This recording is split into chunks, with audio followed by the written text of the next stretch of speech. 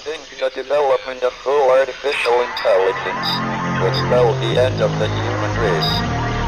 It's a flying object, and we don't know what it is. I would hope somebody is checking it out. I don't know if it was a rocket or whatever, but incredibly fast, opposite direction. It was too fast to be an airplane.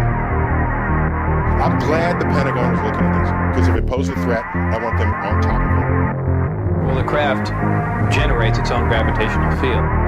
So you said there's lights in the sky? The internet has become the command center for criminals and terrorists. 911, what's your emergency? I need help, please help me! Aliens won't let it happen. You know, that's what we're instructed to say. Roswell, Area 51. Alien kept deep under the ground. 1, 0, 1, 1,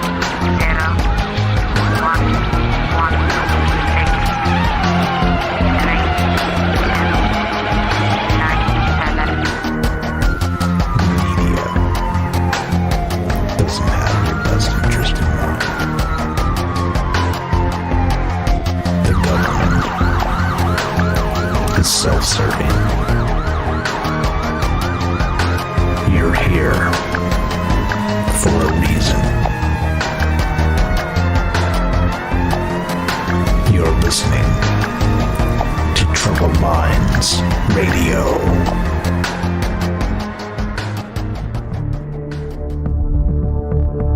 Broadcasting live from a secret bunker just off the extraterrestrial highway. Somewhere in the desert sands outside of Las Vegas.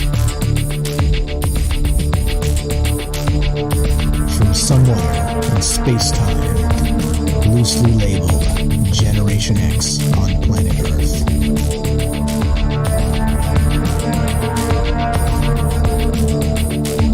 And asking questions of you in earnest into the digital darkness. Good evening and welcome to Troubled Minds Radio. I'm your host, Michael Strange. And hello to all of you who might also have troubled minds. What's up, guys? It is Friday, and that means it is show night. And what a day today has been. Has anybody been watching? If you haven't been watching, don't worry, because they've been watching you. This show is about all the things we're not allowed to talk about. They're still legal yet, but as of right now, that's debatable on where it's headed.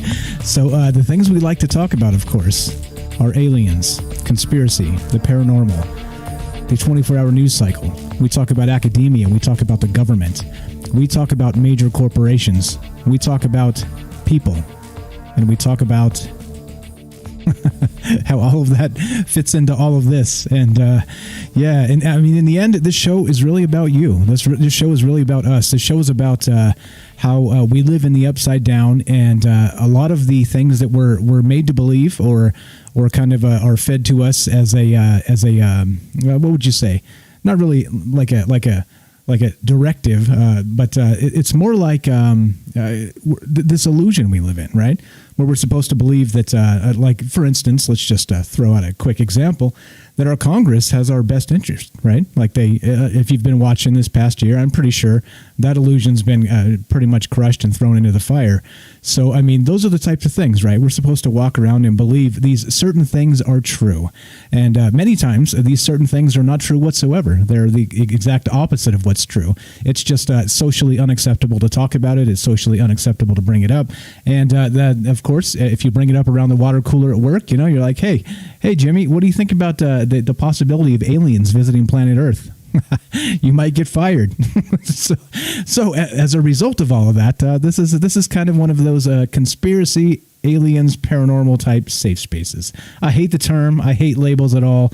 But this is where you can think what you want to think, and you can be who you want to be. And that's really what the show's about. The show's about you. The show's about me. The show's about all of us getting together and talking about all these things that are, let's say, unsavory. I think that's probably a good word, right? And but again, I think given all that, and we're going to talk about thought crimes tonight, and we're going to talk about 1984 and George Orwell and the technocracy. That's what's on deck tonight. Okay, but this show is a long-form talk show, all right? So we do a lot of blah blah blah from here to there. Okay, so if you're wanting the aliens right this second, you're not going to get them. All right, so just settle in, put your feet up, grab a beer or a beverage of your choice, grab some popcorn, and let's hang out and let's talk. And I say that because this show includes you. If you want to be part of the show, we've always streamed the show live. This show has always been live. This show will always be live. Because to me, transparency is an important thing, right? We talk about propaganda all the time. When we talk about a show like maybe Sean Hannity or Don Lemon or things like this, where, like I said, I challenge you to call in. No matter how many phone calls you make, you'll never get on their show because they don't take calls, because they have a very tight schedule and they have a lot of propaganda to get to. So they have no time for anything you think whatsoever. They want to tell you what to think. And so we hope to be the opposite of that. This is not the answer show. This is the question show. So if you're looking for answers, you're in the wrong place. But if you're looking for a good conversation, sometimes entertaining stuff, you're in the right spot. You're in the right spot. So, okay, here we go. If you want to be part of the show, the phone number to call is 702-957-1037. That's a Las Vegas area code. That's where we're streaming from. You can also join the Discord. Discord is a chat client. It's a voice client. It's what all the kids are using, basically, to play video games or whatever, right? So if you don't like the Las Vegas area code and you're maybe international or something, Discord is free, and it's a voice client and a chat client, like I said, so you can actually join the show that way. Just go to troubledminds.org. That's the official website. Click the Discord link. It will give you a direct invite straight to our Discord, and then just jump in the caller queue. We'll put you on the show. Simple as that. So with that said, we're going to do shout-outs in just a sec, because we're streaming on Facebook. We're streaming on YouTube. We're streaming on... where else? DLive. We're streaming on Periscope, as long as Periscope is still a thing. They're about to delete that, I think, which is part of Twitter. And we used to be streaming on more. It's interesting. When we first started, we were streaming on 6 or 7 or 8 platforms, even one in Japan. but as this continues and they start to make these places where you can actually stream concurrently a little bit different, then it's trimmed down considerably. So we'll talk about that as we go, and we'll talk about Twitter tonight, of course, and some other things. That's what's on deck. So, but we will do shout outs. So if you're listening out there and you want a shout out, just type in the chat where you're listening from, and we will shout you out in just a sec. But we're going to take a phone call. We got a phone call coming in right now, so we're going to take this first. But go ahead and put the shout out, or I'm sorry, put your name and where you're listening from, and we will shout you out in just a sec, but we're going to take this phone call and get Jay off the phone here real quick. Get him in, get him on, and we haven't even brought up a topic yet, really. But we got Jay here calling in from New York. So let's go to Jay from New York, and let's find out what's going on with Jay. Jay, you were on Trouble Minds with Mike. How you doing, my man? Great, it's a pleasure. Thank you. Wow, pleasure's mine, sir. Go right ahead. What's on your mind tonight? So the thing puts up in the restreaming bot that your show is live and stuff like that. So I go to all the channels and everything else like that. I can't find any of them. Oh, that's curious. So, yeah, that's odd, isn't it? Considering. But, so I called the show up so I could listen to it live, and it reminded me of something that we used to do when we were kids back in the 80s. We would call the party line, and we would all listen to whoever was talking, and people would chime in at times. And it was just... You got a ham radio, dude, just in case? I do, actually. You know? I'm not I'm not sure we could broadcast on that because it's illegal. No, that's illegal, man. It's illegal. On that? No, the FCC won't let you do that shit. That's illegal. You can't do it. You can't do it. You can't put stuff on ham radio? You can't do talk shows on ham radio anymore? No. Oh, come on. You got to be kidding me. You need to have your own radio station. You need to have a license. You could no, you can't do any of that shit. Come on. I'm talking about ham radio. That's exactly what I'm talking about. Yes, it's illegal. It is illegal. The guys that are driving, most of the guys put the license, their call sign on the license plate of their car. It's like $50 or something like that, dude, to be a ham radio operator. Okay, a ham radio operator is not able to broadcast a talk show. It just doesn't work that way. Trust me, I've looked into it. But you can pick them up on when we were in the Boy Scouts as kids. We used to take the AM radios and go up there in the mountains and stuff like that, and you'd tune in to all kinds of crazy people talking about wrapping tinfoil over your head. The aliens are coming. The Chinese are invading us from the Hanjin containers that they send over here in ships with their army and stuff. It was all kinds of crazy stuff. It was on the radio. We listened to it late night at the radio. Like great radio. Gotcha. Not quite. Okay, so here's the deal. If you're looking for the show and you want to listen to it and you get the notification, just go straight to the website, man. Troubled Minds Radio. troubledminds.org is the official website, and you just right there on the main page, dude, is YouTube. You just press play on the middle one, and you're good to go. We're streaming right there on the website. YouTube kicked me right off. Is what I'm trying to tell you, man. Oh, YouTube kicked you off? It kicked me right off. Okay, try it again. Me live and I get a. Try it again. There's people on YouTube right now. When we're on the phone. Yeah, well, don't do that because Can you do the Restream pod or something like that? There it is. Transmitting on the amateur ham radio requires you to have a license. Awesome. Yeah. All right, so do me a favor. We're going to get this show started. Give me a call back in a little bit when you get this figured out. It is troubledminds.org right there on the main page, dude. Right in the front. Click play, and we'll there you go. We'll talk to you later. I'm sure you'll call back. Okay. Cool. All right, I will. Bye. All right, appreciate it, man. Okay, there you go. Let's. Phone line works. Thank you, Jay. Appreciate the call. As always, guys, we know that the notifications are a little bit weird with us because, of course, we're not talking about political narratives, lefty, righty, whatever. We're not talking about any of that stuff, right?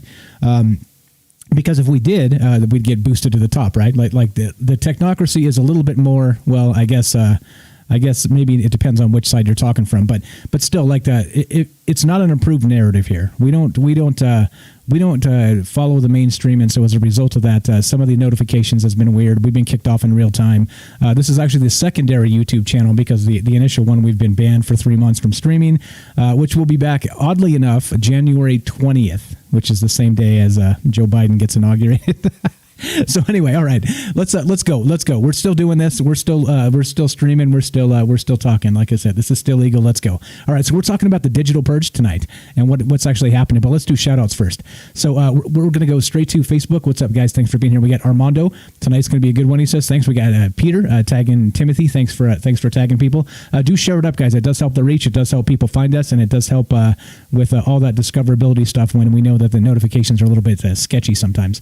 Now, Robert, thanks for being here. Says when some speech is not protected, nobody's speech is protected. Amen, brother. And that's what we're talking about tonight. Derek from Saskatchewan, thanks for being here. We love our Canadians. Susie says it's already started. Yes, it has, hasn't it?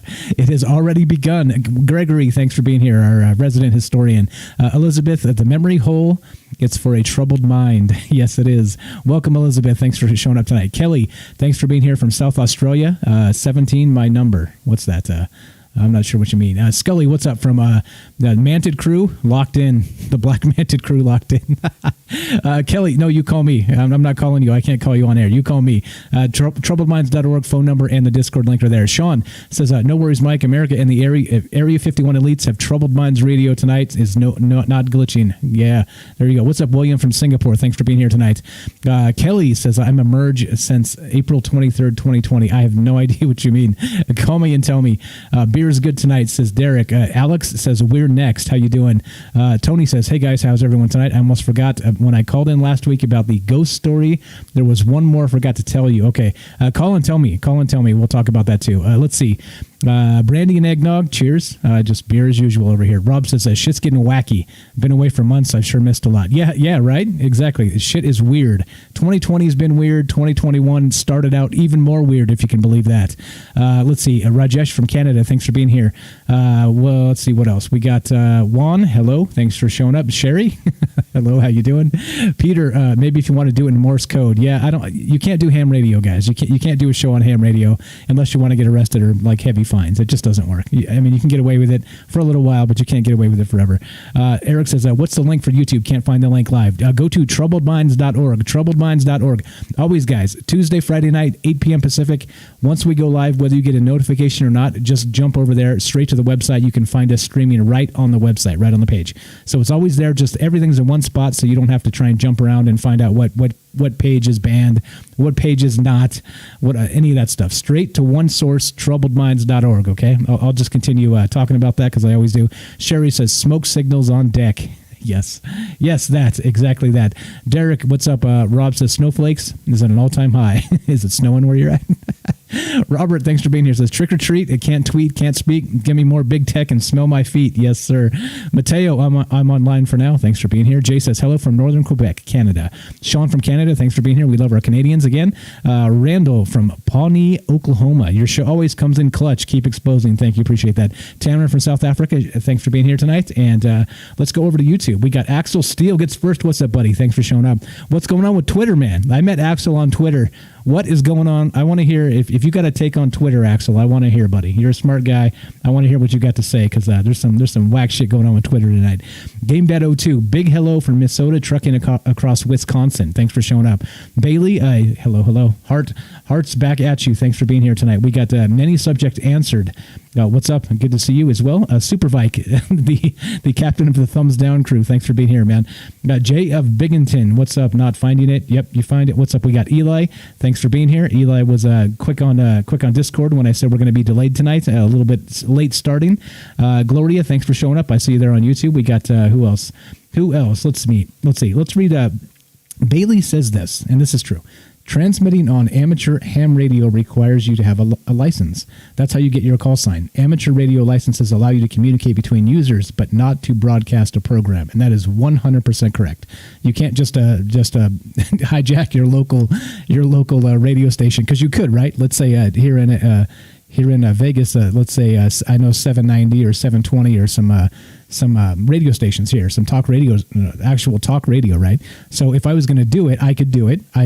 So let's see, 720 is like a 50,000 watt radio station, so I probably wouldn't do that because they'll blast me out. But if I was going to broadcast, I'd probably hit 790, which is not it's a lot less. I don't know how many megawatts or whatever watts they're blasting out, but it's quite a bit less.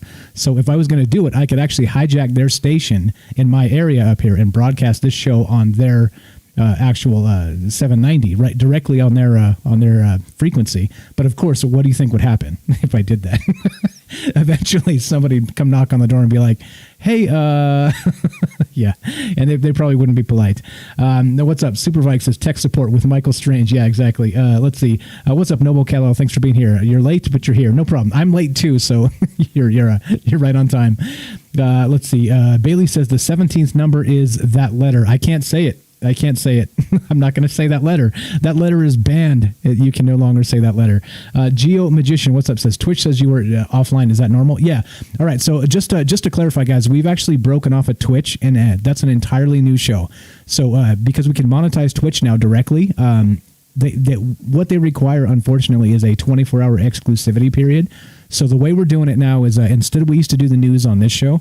So we've broken off the entire news broadcast, and the conspiracy news is over there exclusively on Twitch for 24 hours. Then it comes over and gets uploaded to YouTube. So if you guys haven't seen that show, check it out. It goes Sunday through Thursday at 4 p.m. Pacific, and we do just the news over there, just the conspiracy news. And it's very much like this. It's shorter, though. It's an hour long-ish or something like that. And we do take live calls and talk about all this stuff. So just FYI, that's what's going on. It's a completely separate show now. So we're not streaming this show on Twitch anymore. Let's see. And there's a reason for that. I'll explain the reason for that. There's more than one reason. Let's see. What else do we got? Who else have we not said hello to? Who else? Hello. I see there. Brian says I'm finding it on Discord now. Matt says you were correct, Mike. Very good. You need a license to broadcast. Yes, that is true. Eric says found it. Troubled Minds Media on YouTube. That's the one. Let's see. Joanne from Australia. Thanks for being here. Kelly from the very far west Texas. Hello. Who else? Anybody I missed? Okay. Anyway, this is the deal. If I missed you, just type in where you're listening from, and we'll shout you out as we go. No problem. All right. Now, let's get to the topic at hand, shall we? Let's get to the topic at hand. One more time, streaming live, recording this live, doing all this live, 702-957-1037. Click the Discord link if you want to be part of the show. Troubledminds.org is the official website. You can find the phone number and the Discord link there. And let's do it. Let's talk about what happened today. Let's talk about what's going down. Now, okay, as everybody knows, we're not going to talk about the raid at the Capitol and any of this stuff. The peaceful protest or the riots or the insurrection or however you want it. Whatever news station you turn on, they're all calling it something different. We're not going to talk about that today. All right, we're talking about the blowback, the fallout. The technocracy has made their move. Right now, there's some crazy stuff going on today. If you haven't been paying attention, all right, let's start with this. Let's just go right here. Let's go right to the heart of this. Now, if you haven't been watching the news show, this hit yesterday, and I talked about this on our actual news show yesterday. So this is from Twitter, wink wink Twitter. This is from my Twitter account, Troubled Minds R, at Troubled Minds R. If you want to follow me there, well, we'll see how long I'm there. But YouTube implements Orwell's memory hole. Now, we'll talk about what a memory hole is and what any of this stuff means, because there's a lot here, a lot to really talk about, a lot to discuss, a lot to think about, and again, right.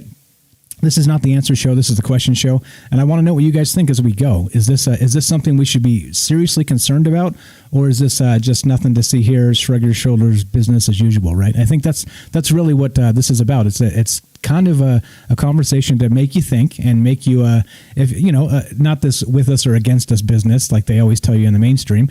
Just you take the information and you go make up your own mind.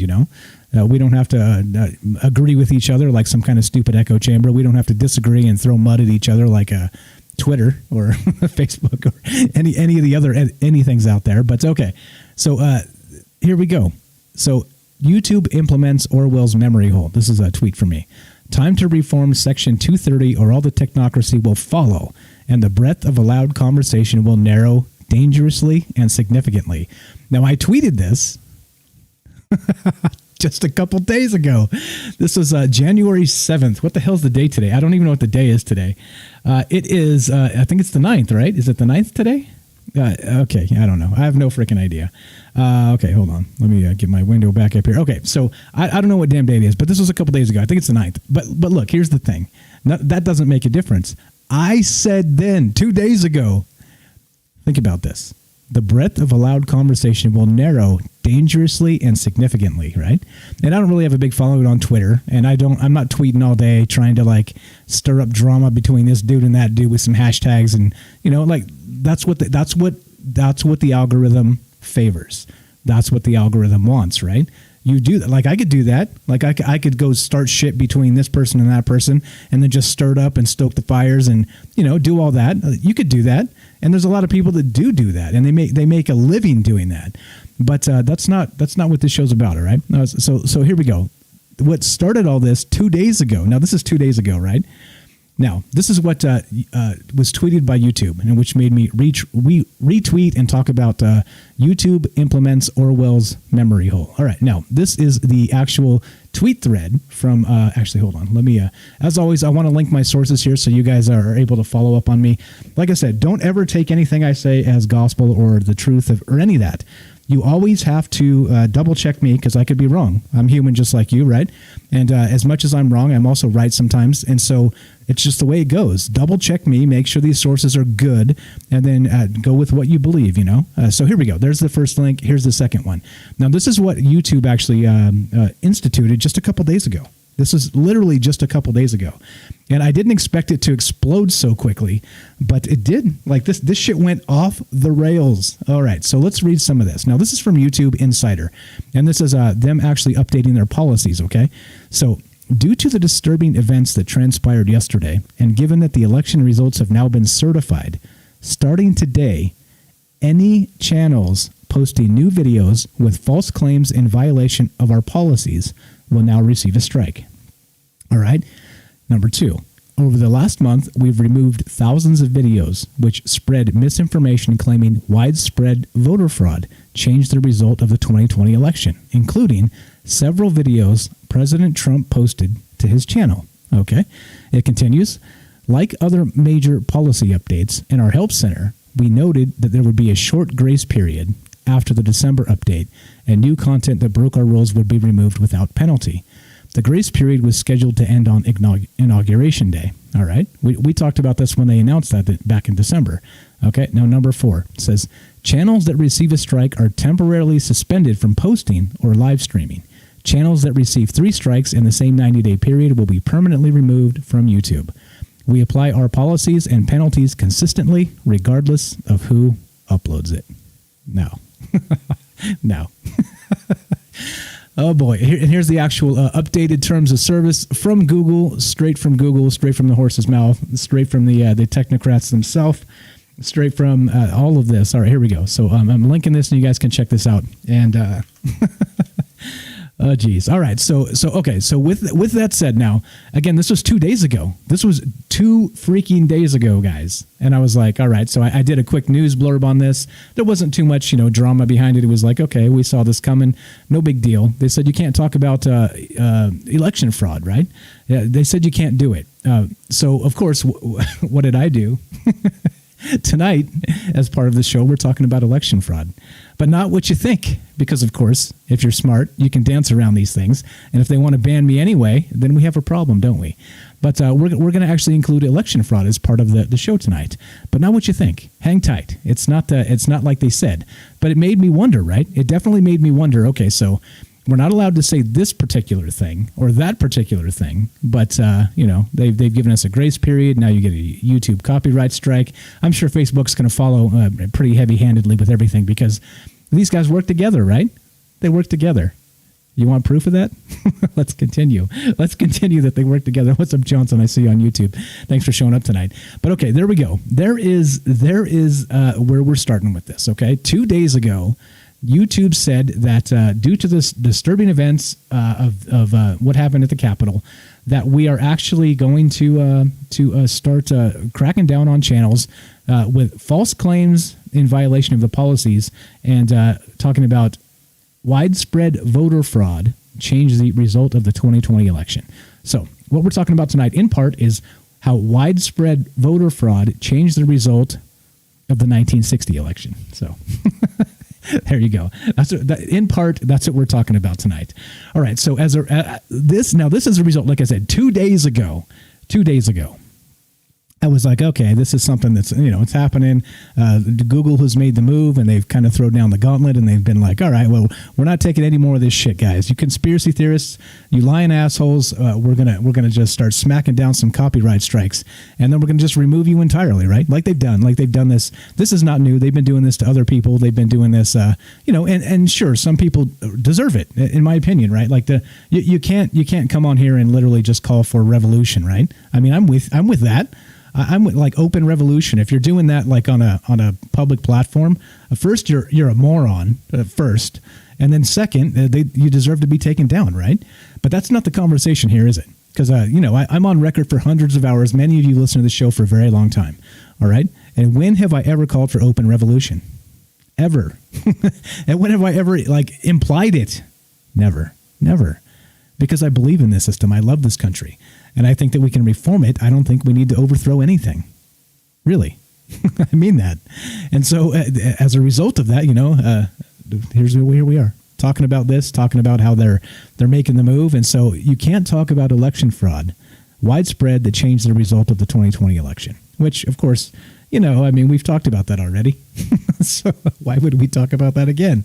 So we're going to go back to 1960. We're going to time travel just a little bit like we do on this show, and we'll do some of that tonight. Okay, and we'll get to that shortly. But okay, so then I want to talk about what also happened today. All right, what also happened today? There's some other interesting things that happened today. And so before we do that, we are taking your calls. This is, again, long-form talk show. We're just kind of kicking it. We're talking about all the things that we always do, and it's aliens, conspiracy, paranormal, but today just happens to be conspiracy. It happens to be the surveillance state, kind of 1984 style, and the rest of that. So that's what we're doing tonight. And we are taking your calls. So we do it live to include you because transparency is an important thing. If you want to be part of the show tonight, just dial this phone number, 702 957-1037. Jay was nice enough to test the phone lines early on. It's working. And if you want to, if you don't like the Las Vegas area code and you're international or something to that effect, Discord is free. You can actually join our Discord server and just join the caller queue, and you can find the Discord link, the invite link, at troubledminds.org. That's the official website, and the phone number and the Discord link are both on the website. So if you guys are looking for any information regarding the show, go to troubledminds.org. It's all there. It's all there, including the other podcast we're doing, the news show. It's all there, okay? Okay, so let's see. Got some chat. We'll read some of this chat, and let's see. All right, what are we doing? All right, there we go. So let's go to what happened today. Now, what happened today? You guys watching this? All right. So then the other one of the other hands of the technocracy made a move, right? Because of course, permanently suspending a sitting president from a public tech platform is, I guess, standard now. it's about to be, or maybe they've just made a exception for our orange man bad. Okay, here we go. This is from the Twitter blog, and this all went down today, guys. Now, oddly enough, like I said, we were talking about how dangerous this may have been 2 days ago when YouTube said basically, hey, we're not going to do this because talking about election fraud is dangerous and it's whooping people up, or whatever they said, right? I'm badly paraphrasing, but you can read the documents right there. That's all there for you, and you can read their reasons why. Okay, so there's that. Okay, so hold on, let me link this to the other. This stuff is just too funny. This stuff is way too funny. What's up, Michelle? Thanks for being here tonight. I see. Who else am I looking for? Brian, what's up? Joanne, this is how it starts. This is how it starts.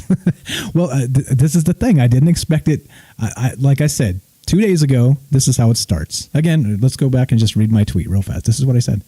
YouTube implements Orwell's memory hole. We'll talk about what a memory hole is a little bit later in the show here.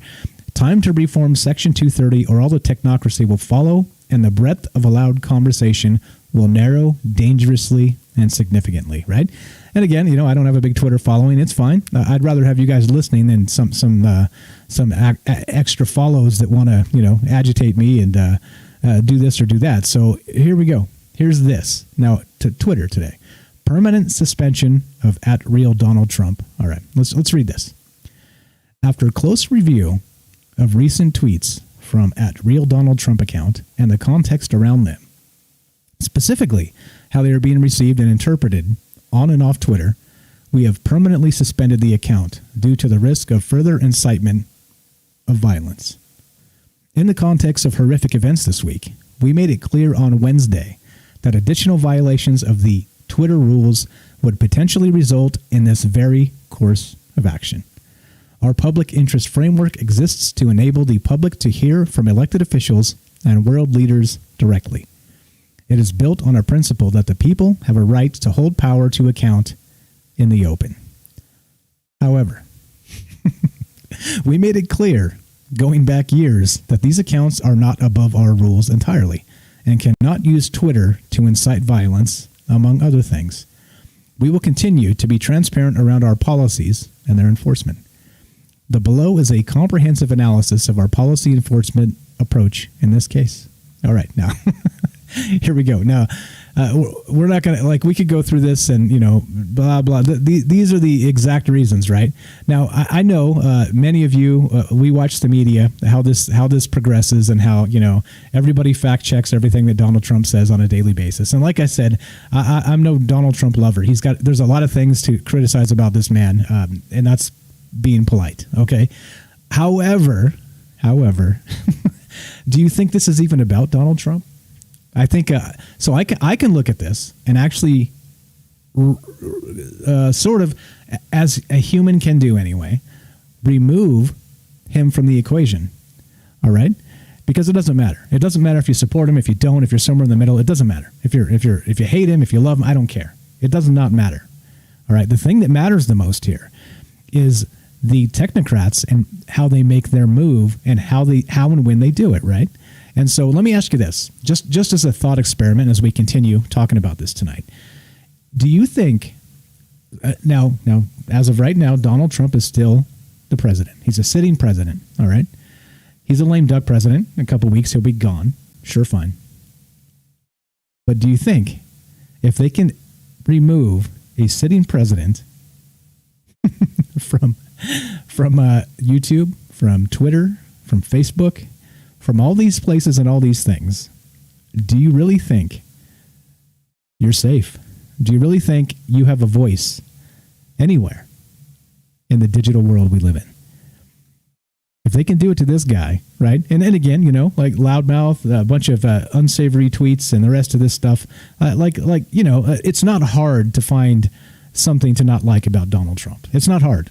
You don't have to look that far. But he's still the sitting president, right? Just asking, right? So not about him in particular. This is about you. This is about me. This is about us. This is about this conversation we're having right now. Is this allowed? Is this even allowed anymore? And so while I always joke when we start the show that as long as this is legal, we're going to be talking about this stuff, right? I always say, yeah, it's still legal. Ha ha. Tongue in cheek, laugh, ha ha ha. It's still legal. As far as we know right now, it's still legal. Well, does it even have to be illegal anymore? If, I don't know, let's say the brain trust of Silicon Valley decides to silence you? You don't need laws, do you? I always joke. Now here's part of why this is I laugh because there's some funny things about this and there's some terrifying things about this. You know me. I like to laugh at myself. I like to laugh about terrible things and in a deadpan way. All right, deadpan humor. But given all of this that's happening right now with Donald Trump, all right, and how they took him down from the internet. Now imagine, right? So am I a terrorist, right? Like, just ask the question. The people that have listened to this show for a very long time, the people that are new, maybe people just being exposed to me, that's fine. Like that, as this grows, that's going to happen, and it's cool. Welcome, everybody. Now, this is the thing. Am I or am I not a terrorist, right? I don't buy official narratives easily. I'm always looking for alternative explanations to things because just because of the propaganda cycle, right? I'm suspicious of journalists and definitely is suspicious of the mainstream media, right? So, of course, if you get some bogus stuff from them, what do you do, right? You talk about it, right? I mean, is it still legal to talk about these things? So given that I do, and we do, because this is live and we'd like to include you, there's the phone number I'll put up right now in case anybody wants to call and give me their thoughts on this, is without this, right, without, let's say, YouTube or without Facebook or Twitter or some of these other platforms we've been streaming on, short of this, I would have to get like a megaphone and go stand on a corner somewhere, right? And then condemn you for you know the trope. You know where I'm getting at. Condemn you for thinking those dirty thoughts you think, right? Or whatever. Like I'd have to go get a physical megaphone and go stand on a street corner somewhere. And it's Las Vegas, and before COVID, 43 million people visited, so maybe that's not a bad strategy. But I mean, 43 million a year. But you see how we have a lot of I don't know. This is problematic, right? This is definitely problematic, and this is a conversation tonight. This is we're going to get. Well, again, we'll talk about some election fraud from 1960, and then we'll also talk about history and whether we should be kind of erasing or redacting history in real time, and whether all this kind of fits in with the technocrats and you and me and these platforms we use, right? So, yeah, that's what the conversation is tonight. That's what we're doing. Just going to get slow burn. This is a long talk show. We're doing this to include you, so we'll keep doing that. 702-957-1037. Click the Discord link. Troubledminds.org is the official website, and you can join the show that way. So we're going to continue with some of this because it actually got worse than this, all right? So not only did they ban Donald Trump from Twitter, that's just the beginning, right? So, like, whatevs, right? Whatevs, right? Whatevs, but it got worse. Like in a matter of a couple hours, the shit spun off the rails. All right, so we're gonna talk about that in just a sec as we go back to Jay from New York. All right, let's go to this phone call, and there we go. Jay from New York. You're on Troubled Minds with Mike. How you doing, buddy? What is on your mind now? I'm sorry, I feel like I'm being a pain in your ass. You're good, bro. You're good, bro. The only way I can listen to your phone or your show is through a YouTube app. If I tried to do it on the iPad or anything else so I could chat, why is that so hard? It used to be really easy. I used to be able to chat on your show and everything. Is it because I'm from New York? I have no idea, man. I don't know. Look, unfortunately, I can't fix your tech woes from here, man. I'm like 2,500 miles away. Well, that's not why. That's not why I'm calling you. Okay, really, okay. Because I love listening to your show, man. I think you got some great ideas, man. Ask the questions. Why isn't anybody asking this question? Why is it so hard for me when I listen to your show when I'm playing games with my kid and I put it on low up by my ear, and I can listen to the new show 7 to 9 or 7 to 8:30, whatever it is, and I can watch your show on Facebook or YouTube with no problem. But today it's sending me back to all your old shows. That's interesting. I can't. It's almost impossible to watch it live. I mean, how much are they really looking into all this stuff?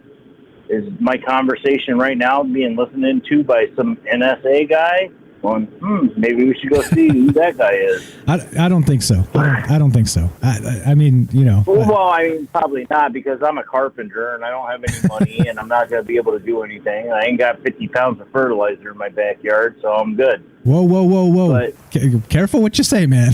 Careful what you say. And, okay, so you're just a carpenter, and I'm just... the President of the United States I know. off of I know. every platform. Yeah, I know. That's odd. That's odd. Is that odd? It's at least odd, right? The girl that got shot in the Capitol building with Capitol Police standing behind her, they scrubbed her thing too and disenfranchised like 1,800 of her followers. Or no, 18,000. She had 22,000 and they just blocked them all. Did they really? I didn't know that. They can't squeeze it. Yeah. Yeah, I didn't know that. I have cousins in Ohio that are basically unemployed right now because of COVID-19, and they're just going to the dollar store every day with their unemployment money and buying tinfoil and wrapping it around their head, you know? Because all they do is watch the internet, the stories and everything. But they watch it live, while it's happening on the TikTok and the Instagram, because they can't scrub it. If you post it live, well, it's live. Somebody watched it and they have the chance to record it or screenshot it or whatever like that. And they send me these things, so I send them back all the time, WTF. And then they go to the end of the internet to find the facts, and I'm like, wow, man. It's just, this is odd. It's odd. Well, it gets 180 more... days. It gets 180 days to dispose the aliens. So they say. So as always, we'll keep an eye on that as it develops. We talked about that on the news show. But hold on, though. It's not related to this at all. Now the thing about tonight... Well, I understand that, but we're doing all these things, and we can't call it censorship, right? Because it's not between us and the government. It's between us and the platform. So they're allowed to put on whatever they want. If they don't want to do it, they don't have to do it because they're a private entity, right? Basically. Well, we're going to talk about that tonight. Like you can say whatever you want on your... Oh, we're not allowed to talk about that anymore? That's not what I said. I said we're going to talk about that a little bit later tonight on the show. So Section 230 of the Internet is actually what allows some of this conversation to happen. So we're going to talk about Section 230 a little bit in depth. It's part of the scope of the show tonight. But yeah, so there are statutes and laws in place to allow these conversations to happen on these platforms, right? So this is not... hang tight. We'll get into Section 230 in the second half of the show. But so that's... Yeah, I mean, there are... it's supposed to be an open thing, right? It's supposed to be an open conversation. But I think as you look and as you watch, as you see what's happening in real time today specifically, and just a couple of days ago with YouTube, like we said, that clearly that's not the case. There are narratives that are not allowed. And it's not just like bringing up, bad history, right? It's like, no, this was like 2 months ago, and you can't talk about it. It's not good. It's causing violence is what we're talking about, right? So if again, hundreds of hours on record. We made fun of all the conspiracy theorists when we were kids, oh, come on, dude, man, you're wearing a tinfoil hat. When you were kids riding around on your bicycle and stuff like that, people talked about stuff like that, They kind of made fun of them. And then you listen to them for a little while, and then now you look back at it 20, 30 years later, the guy that was listening to the ham radio at the Boy Scout camp at the top of the mountain because he could hear what was going on in China or wherever it was. Well, I mean, really, ham radio is an amazing thing. Thanks for the facts when I was trying to get back online about $1,200 to get your license and all that. Don't ever hack a station. That's a bad idea. You'll end up in jail. Yeah, that's what I'm saying. I'm talking about you should be broadcasting over the airwaves, man. You can't do it. Oh, I see what you mean. Like I should be with a radio station talking about this stuff. I see what you mean. Right. Legally. You need $1,200, dude? No. know? No. It's not that. You misunderstand. So not only that. So once you get your license, you can't just broadcast. You have to go actually get a job or whatever, get hired with a radio station, or you can pay them directly for airtime. Tell you what, I will broadcast on a radio station for 3 hours twice a week, but it's $200 an hour as I understand it. Can you fund that for me? No way. Exactly. So you see, there's a way they keep these things from happening, and it's okay. That's not the goal here. Like, think about it. It's terrestrial radio, and so in many cases, they can only hear you for so many miles, right? It just depends on where you're at, and the time of day. Well, then unless the other guy picks it up and sends it down the road. That's what I had. I lived out in the Midwest, so what would happen is there would be people that were ham radio operators, and they would pick up a signal from another station, and they would broadcast, basically take the phones and electrical tape the receiver to the mouthpiece. And then you would send that signal on your signal, ham radio. It's an emergency thing, you know what I'm saying? Right. No, I understand. I completely understand. Okay, this is completely different. You broadcast it all the way across the Hold on, now. Okay, hold on. If you had enough ham radio. Okay, hold on, though. This is not that. This is internet radio. It's completely different. We'll actually get to ham radio. We'll talk about that at some point as well on this show, okay? Right now, that's not the topic. So what are your thoughts back to the technocrats censoring the president? And do you think it's going to get worse from here, or do you think this is as far as they'll go? No way, man. This is going way downhill real quick.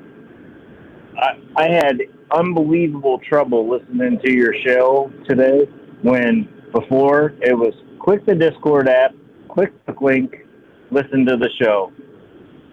That's why I called you. It was hard for me to listen to your show when normally I have to touch my phone 3 times to listen to your show live.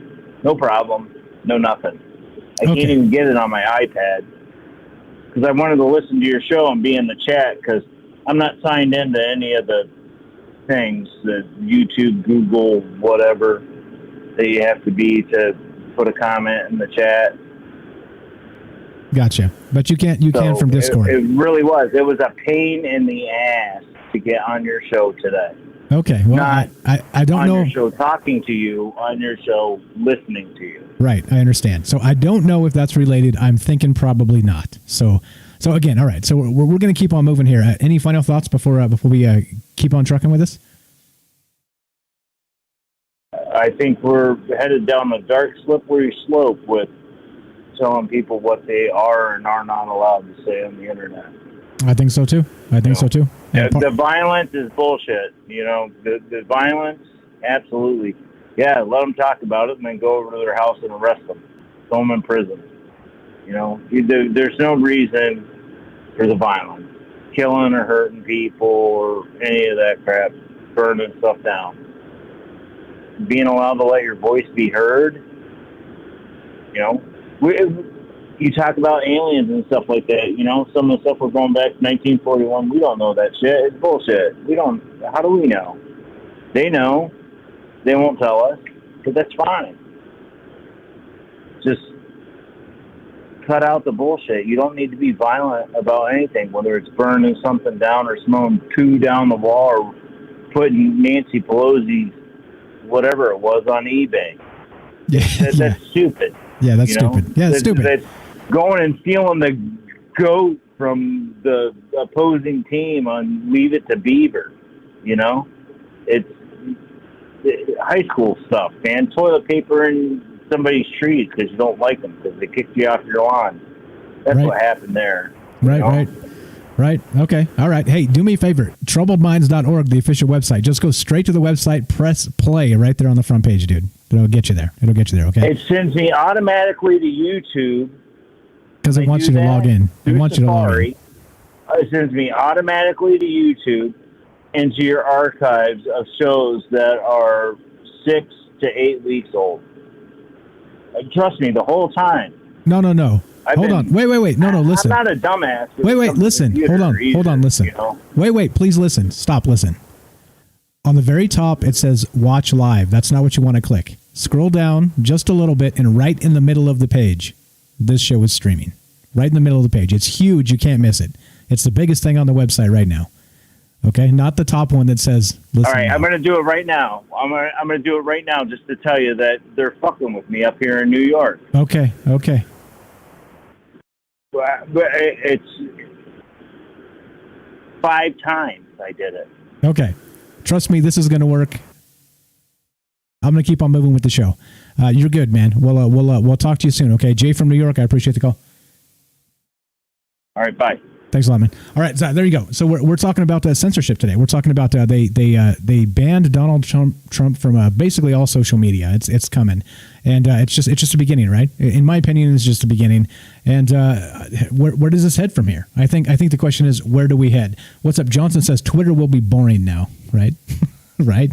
Let's see. And Bailey says Trump is just another bad person to scare everyone with, right? And yeah, Emmanuel Goldstein is what they call him in 1984, right? I think that's the whole trick here. Okay, so let's keep on moving. So, all right, so they banned his permanent suspension of Donald Trump on Twitter, right? Now, so that's one thing. It's like, okay, so now this is the thing, right? Let's just talk numbers. Donald Trump got 75 million votes, all right? Somewhere in that neighborhood. All right? Now, many of those diehards, yes. Many of those not, yes. But whatever percentage of that's like completely outraged at this are going to bounce, right? They're going to take off of Twitter. They're going to be like, frick this, we're out of here. We're not doing this, right? We're going to go to Parler, right? So everybody starts jumping to Parler, right? Parler is the Parler. That's the alternative right now. That's supposedly the conservative version of Twitter or whatever, right? Supposedly values free speech. We'll see once they start getting tons of money and tons of advertisers. We'll see how much they value free speech. But for right now, that's what they're saying. All right. So now here's the thing. Now here's the craziest part. So of course, as you would expect, right? There's a ton of that 17th letter, right? Those people. There's a ton of those folks, right? We'll just call them Aranon to be safe. There's a ton of those folks that are just outraged at this and maybe are deleting Twitter accounts, right? And maybe many have been removed, because they already cracked down on that movement. But many of them have moved over to this Parler. Now, what happened was now check this out. This is a little bit crazy. So I've already got a Parler account because I saw this coming. I knew it was only a matter of time, and not just before they got probably Trump. I'm a little surprised they came after him so blatantly, right?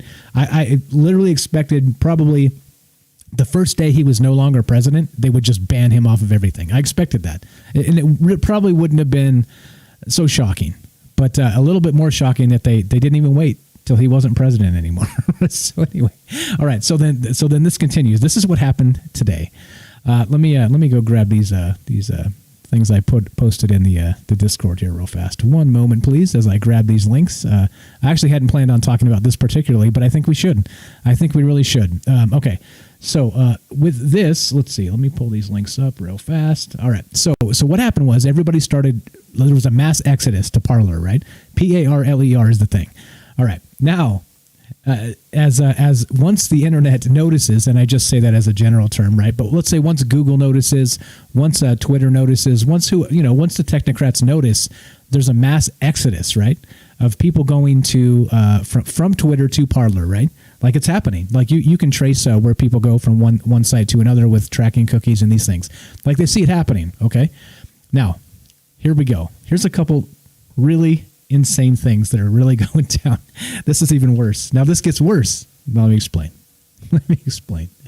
All right. So all the traffic, not all the traffic on the internet. Clearly, that's a ton of traffic. But like a lot of people start bouncing from Twitter and going to Parler. Okay, and so they noticed this, and so here we go.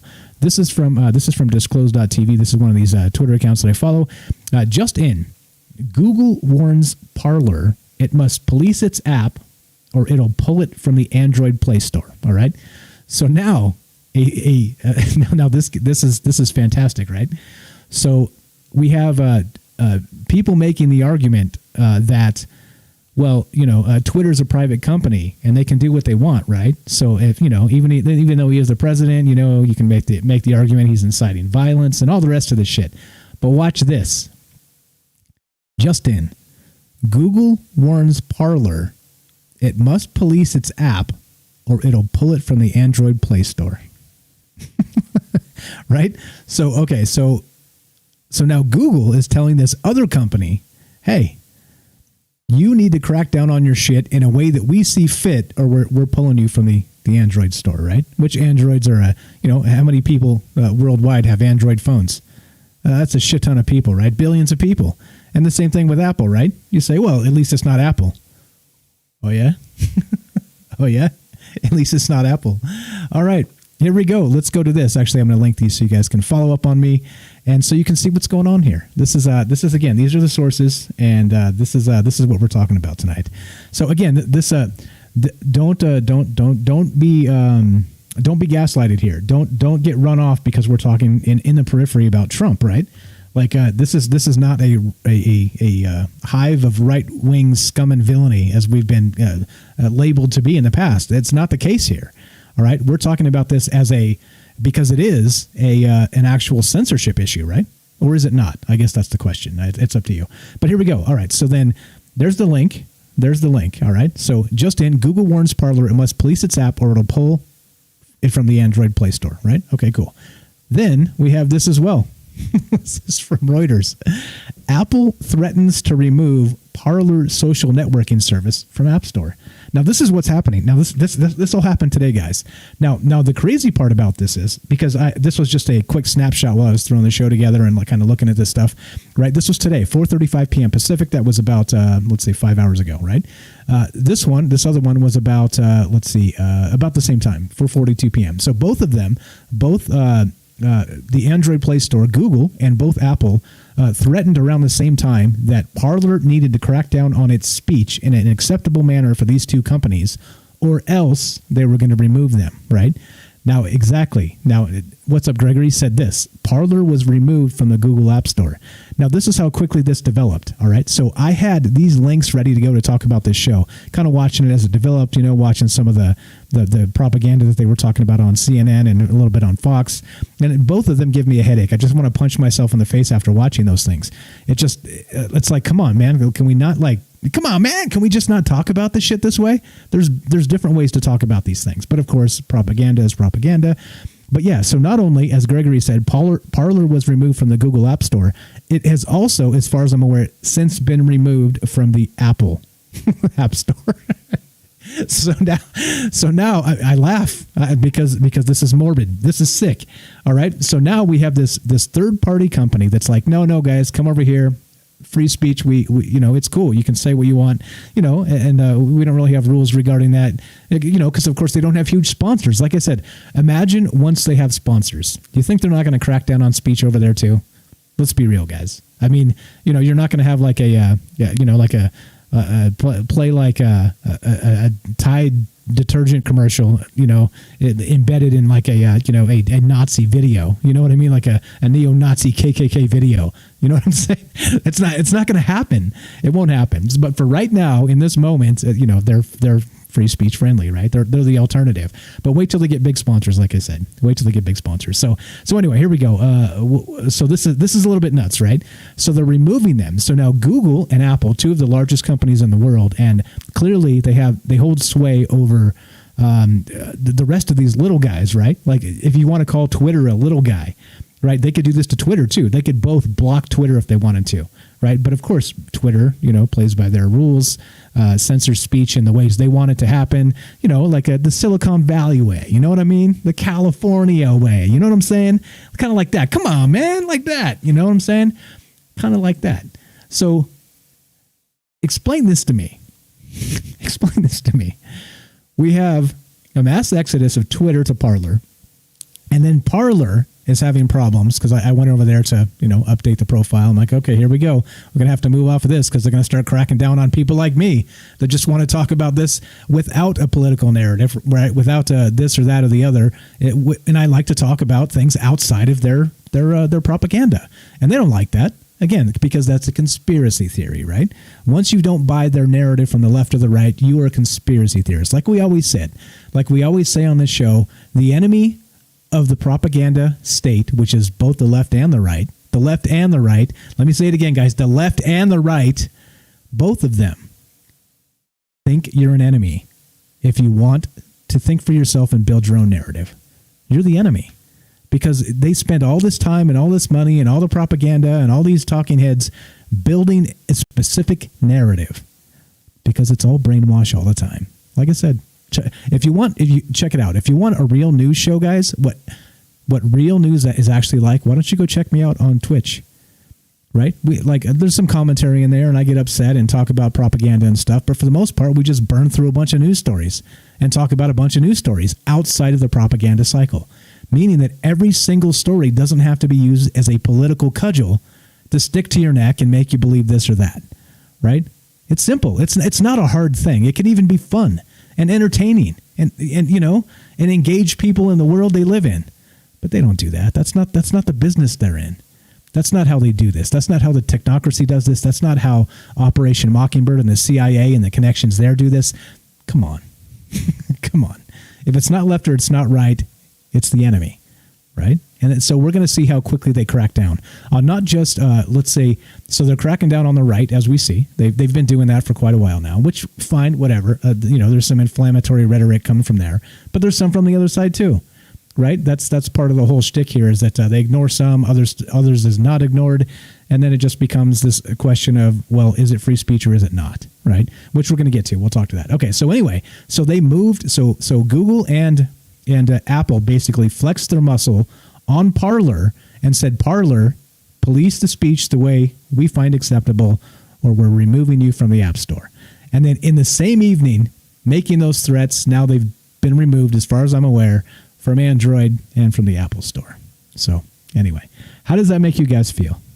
How does that make you guys feel?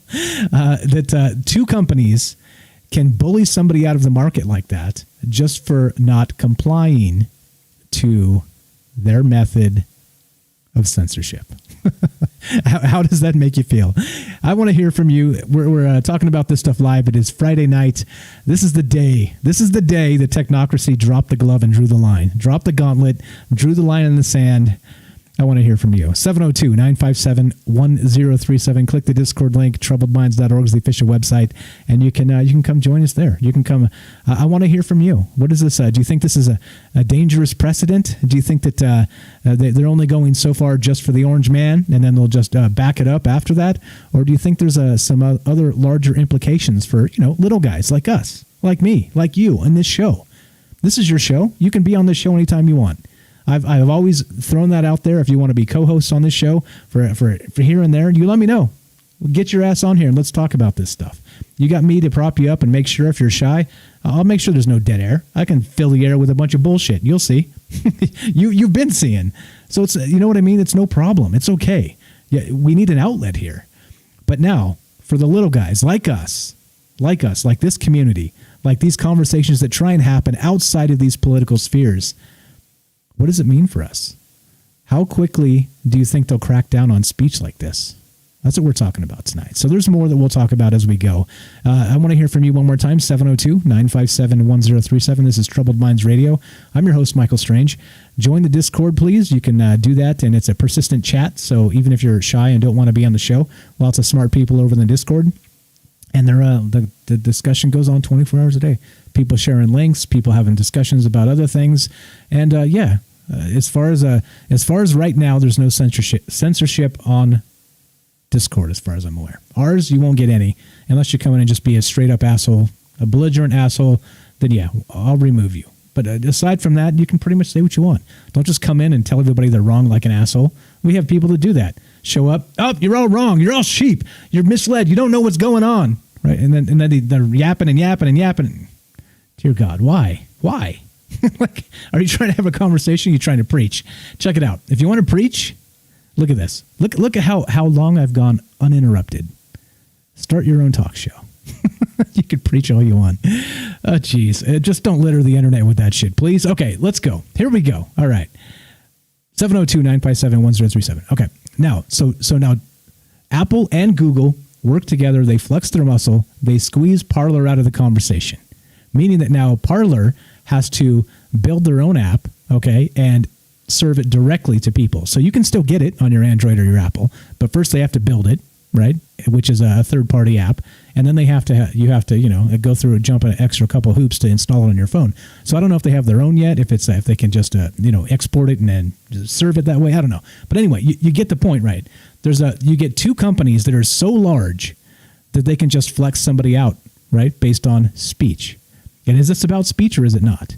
Is this Section 230 on the internet, or is this about George Orwell type censorship? Right?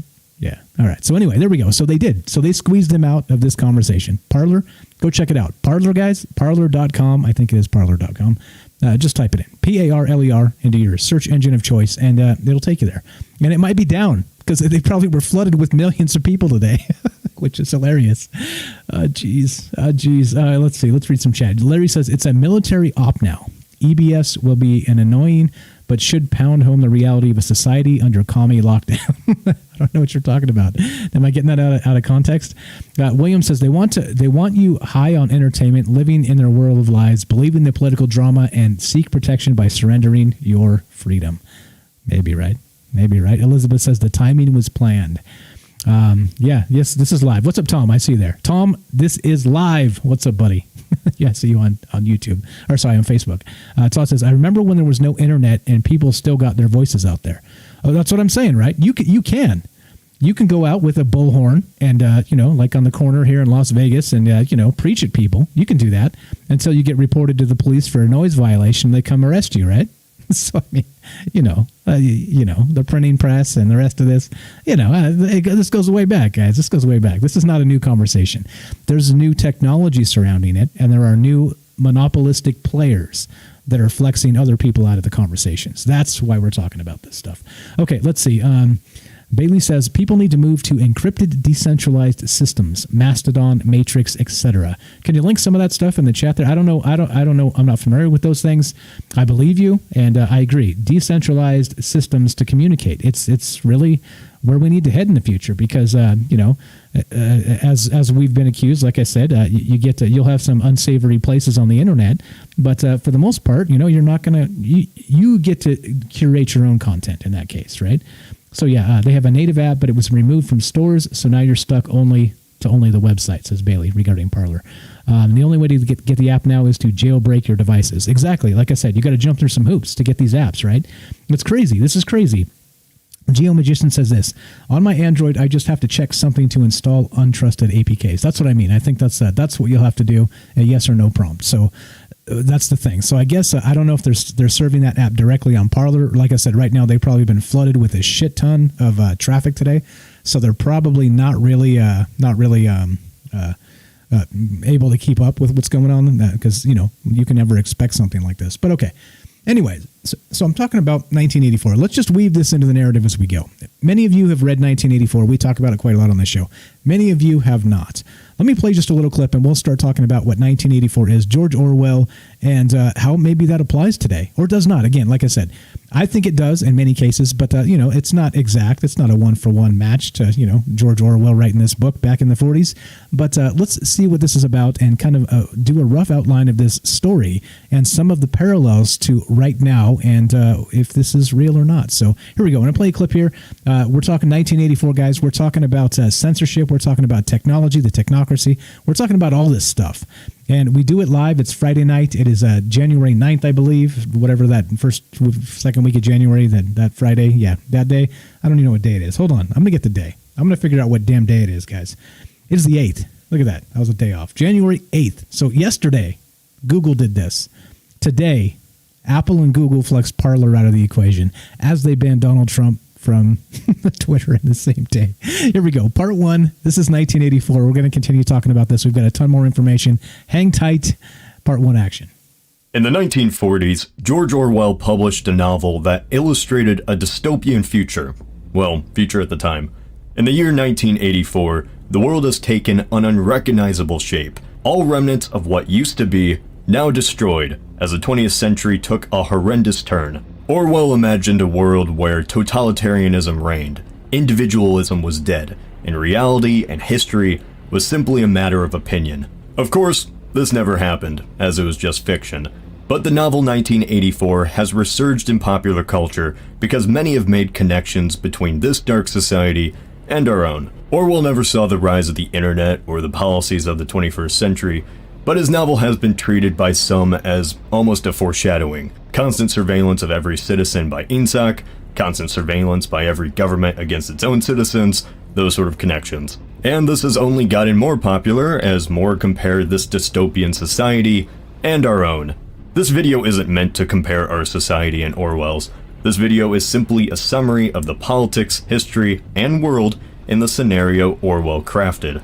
Unsurprisingly, this is going to have some spoilers as this video fully fleshes out the world and society of 1984. Let's start off with some history. How does the world become this? In Orwell's novel, the 20th century is one long tragedy. The potential of humanity and this great path of civilization is entirely squandered in just a few decades. Since the novel was published in 1949, it's not surprising this is where the future begins to go downhill. Okay, so there we go. That's where this starts. Orwell writes this dystopian novel in the 40s, talking about basically the future we are in. Question mark, or the future we are close to? Question mark. It's definitely that the dystopian future, right? Again, from the 1940s. He had no access to the internet then because it clearly was not invented yet, and so this is all kind of speculation. This is sci-fi. This is the dark places the world could become. All right, and so it's a little bit eerie how his speculation was right on. As you see on the frame here, we've got the eyeball. Right? The old school eyeball kind of watching you, always watching you. Big brother, they called it, right? But in this case, the iris is digital. Is that an accident? No, sir. Not an accident at all. So here we go. So there's part 1 of this. We'll weave this into the rest of the show, but there's a ton more to talk about here. This is not just straight into 1984 as this goes. You'll see. I've got more to talk about. Like I said, we're going to get into...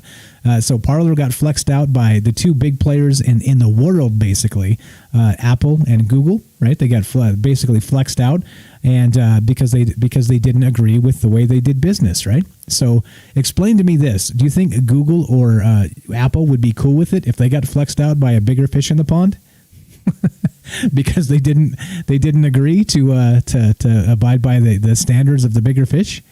Yeah, I don't think so. I don't think they'd be happy with it. All right, so here we go. Just let's just get a couple of these in so we get the story of 1984. For the people that don't know, the people that have not read it, or maybe you've read it a long time ago, or you're familiar with the movie or this type of thing, this is important, and this is I think it is relevant. I think there's a lot here that we could look at and understand and realize that. These are bad roads to be going down. And today, like I said, the technocracy kind of dropped the gauntlet. They drew the line in the sand, and then they were backed up by two of the largest companies in the world, Apple and Google. So here we go. Part 2, 1984, action. It all started after World War II and the dawn of the Cold War. The precursor division of the world already has begun to be seen. For us, in the 21st century, we know how it ends. Soviet Union falls, nuclear war never happens, etc., etc. But in Orwell's timeline, there is no decades-long tension of the Cold War between America and Russia. Instead, sometime in the early 1950s, World War III breaks out. Nuclear bombs were used on major cities around the world, including Colchester, but not London. All we know is Britain was nuked multiple times. This was probably around 1954. During the bombings, the Soviet Union invaded all of mainland Europe, as its army swept even into the Iberian Peninsula. The British Isles became the last bastion on the continent. In the aftermath of the war, the West unified, as the United States and the British Commonwealth united into a single country. The United States, Canada, South Africa, Australia, New Zealand, and Britain formed to create Oceania. Oceania then went on to annex Latin America. After this, history gets a little bit fuzzy. What we do know is that because of the traumatic events of the war, unrest occurred in Oceania and the Soviet Union. Sometime after 1954, Oceania fell into civil war between capitalism and a new homegrown ideology. This war, by 1984, is referred to as the Revolution. This new ideology won. Okay, this war, this generic nondescript war, has a name. It's called the Revolution, right? And so perpetual war, a surveillance state, you can't do anything that's outside of the party, right? Ignorance is strength, like there's these terms, right? This double think, this double speak, and you're just not allowed. It's literally illegal. If you read the beginning of 1984, at least the beginning, Winston is the hero or the anti-hero of this novel, right? And so he's sitting there, and he's got a pad of paper, and he's deciding whether he should write this or not because it's a revolutionary act. And what he's going to write down is 2 + 2 = 4, right? And that's the truth, except it's illegal to write the truth because they've been indoctrinated to believe that 2 + 2 = 5. That's the doctrine. That's the party accepted version of mathematics. Okay. And so he's sitting there literally terrified in the one little corner of his apartment where he's being watched all the time because they have what's called a telescreen, which parallels anybody? Telescreens watching you 24 hours a day. Your smart TVs, your smartphones, all of these devices, your Amazon Alexa, what are they called? I don't know what they're called. These smart devices, I don't know what they're called. I don't have them. They're not in this house. They're not going to be in this house. I'm going to lock my door with an old school twist the key and lock the door. I'm not going to have some kid with a laptop be able to open it from Bangladesh. It's not happening. We're not doing that. Okay, so with all of that said, this is where we're at. It's becoming this, right? This surveillance state, this ubiquitous surveillance state, which is very much like China. All right, we talk about China and their social credit score and the rest of that stuff on this show, and we'll get to them in a little bit. They're included in this, so we'll get to that in a sec. Part 3 of 1984. As we go, we're gonna take a quick break at about, let's say 8 minutes from now. So just to let you know, I'm going to play another clip or two, and then we'll set this up for the second half, where we're going to continue with what happened today, not just today, and what does this mean for the future. So we are live. It is January 8th, Friday. If you're listening to us on the West Coast, it is somewhere around, what time is it? It is, I don't know, sometime Friday night. January 8th, West Coast. If you're listening right now, we are live. If you want to be part of the show, love to hear what you think about this stuff. There's a lot here, like I said, a lot to think about, a lot to talk about, and that's why we do it. That's why we do the long form. I know, with a lot of the TikTok attention spans these days, people get mad because we don't get right to it, and we kind of go through some of this information. You get to hear me preach here and there. Fine, it's fine. But you can call anytime and interrupt me and get on the show. Look at this. 702-957-1037. Click the Discord link. Troubledminds.org is the official website. You can find the phone number and the Discord link there. And get your ass on here. I want to hear what you think about this. Again, this is a for now, one of those decentralized type of information shows. All right? Not meaning that, we're like blockchain or anything and I'm some sort of robot. Just means that if you call right now, you'll get on the show and you can tell me and the world what you think. And it's an important thing in my opinion. So anyway, there you go. Bailey says, y'all heard it. Mike is anti-Bangladesh. Exactly. There you go. A right-wing hive of scum and villainy is what we've been called and accused of on this show, right? You don't ascribe to the cancel culture stuff, then you're a right-wing racist, and that's that. I said Bangladesh. A funny joke. I got you. Funny joke. I got you. Okay. So here we go. Part 3 of 1984, and we're talking about that in relation to what happened today. The technocrats, Apple and Google pressing Parler out of the situation after YouTube threw down the gauntlet yesterday and said, no more anybody talking about election fraud, which we're going to talk about tonight. Election fraud of 1960. but as a way of history. So we'll get into that just after the break. But here we go. part 3, we're talking about 1984, the technocrats, the all-seeing eye of the digital world we live in. And let's play part 3, 1984 action. And under this victory formed itself into a single party, INSAC. We'll talk about this in a sec, but first, let's discuss the rest of the world. Sometime in the 1950s and 60s, simultaneous revolutions occurred in the USSR and China. Neo-Bolshevikism united Europe and Russia into Eurasia, while China, after fighting amongst itself for a decade, finally formed into East Asia, under the nicely named ideology called obliteration of the self. This history that you just learned is something that no citizen in Oceania would know about, which is a good way to introduce you to this dystopian world. By 1984, the world is divided between these 3 nations: Oceania, Eurasia, and East Asia, all in a state of perpetual war over an area called the Equatorial Front. North Africa, through the Middle East, India, and Southeast Asia is constantly fought and interchanged between the 3 superpowers. We'll get back to that later. Even though the history of the early 20th century by 1984 would only be decades ago, they might as well have been thousands. The nations, history, people before INSAC are simply myths, and what exists is a society that is totalitarianism to its extreme. First, welcome to Britain, except if you're a citizen, you've never known it as Britain. You know it as Airstrip 1. For many, Britain is a distant memory. The party's grip on the mind is so powerful, what once was an unquestionable fact, like a name, is similar to a faint dream. You question if it even happened, if it was ever real at all. Then you forget about it. Okay, which is all, of course, controlled by the state, controlled by this ubiquitous surveillance state, the full spectrum control, as it's been called, by Clyde Lewis, again, from Ground Zero Radio. If you guys don't know him, check him out. He's amazing. But that's it, right? Full spectrum control of every aspect of your life through a surveillance state, through a digital surveillance state. That's what we're talking about, okay?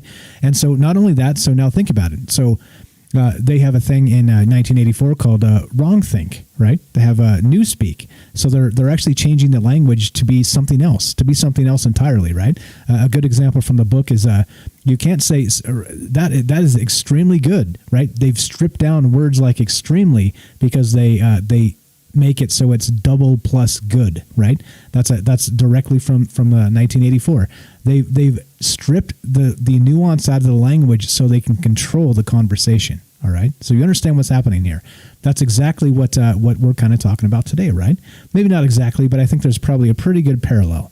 So okay, so as we do this, like I said, this is live. You want to be part of the show? I'm going to put the phone number up. We'll play part 4 of this real fast, and then we're going to get to election fraud of 1960. Because, well, you can't talk about anything else regarding election fraud. So let's see. I'm surprised we haven't been taken down in real time, to be honest, just because of my pause there between the term and 1960. But okay, here we go, because they are listening in real time, by the way. We've been taken down in real time for saying things in real time before, so just so you know. All right, so part 4 coming up. We're talking about the surveillance state. We're talking about how this is headed. Do you think parlors should be able to operate outside of, and they can still operate, right? They just they've been kind of flexed out of the larger part of the market, which is like 98% of the market. When I say larger part, like 98% of the market, they just got flexed out today because they're not playing ball with Silicon Valley, right? Does that seem healthy to you? Okay, anyway, let's read some chat, and then we'll keep on one more part from this from 1984, and then we'll get to election fraud from 1960 in just a sec. Tom says, Elizabeth says, I'm starting to stock supplies. I think that's always a good idea. Oceania, cool, says Larry. What's up? Let's see. What else do we got? Let's see. What else? Good chat, guys. Keep it coming. I appreciate that. Yeah, our phones are the beginning of AI. Robert says Ring, like the Ring doorbells. You were correct. We do the same as China. We just hide it better, says Tom. It could be. I think that could be. But I don't think we're quite China level yet. Excuse me, just yet. But it is going so fast, says Tom. Let's see. Okay, now let me put this out just so before the chat scrolls too far and I miss it. Now, Bailey pointing this out, and this is important to note. Thank you again, Bailey, for Thank you, everybody, for contributing to the show. Like I said, I learn a lot from you guys. We should learn a lot from each other. That's the entire point of this. Nobody's always right, but if we get together and we talk about this, like we talked about in the past, the wisdom of the crowd, right? We can be smarter together than the experts. So here we go. Bailey says this, talking about Mastodon and the Matrix. Okay, so not the Matrix, Matrix. So Bailey says this: Matrix is a Discord-like discussion tool, fully encrypted and decentralized, so you can host it yourself. That would be on your own computer. And you can find that at matrix.org. All right? Matrix.org. There you go. And Bailey continues, Mastodon is a decentralized federated Twitter replacement, and you can find that at joinmastodon.org. Okay, Mastodon, joinmastodon.org. And these are open source and decentralized. In 2021, we can't support software that isn't anymore. And I think that's where we go, right? But of course, they don't want us talking about that, because guess what? It's how you take back control of the speech, right? So again, do you think, like I said, turn it around, and what if Parler was able to flex out Google and Apple, right? They'd hate it. It would be the worst thing in the world. Okay, but they're cool doing it to somebody else, you see? Big fish, little fish, swimming in the water, right? So, yeah, okay, here we go. What else do we got? So thank you for that, Bailey. I did not know those things. And here we go. There's some more. There's some more interesting things here from Bailey that I need to read here as part of this, because Bailey, very smart and very tech savvy and understands these things very well. So here we go. Let's see. What else? One more thing that was important to read. Let's see. Super important. We got to add this. Okay.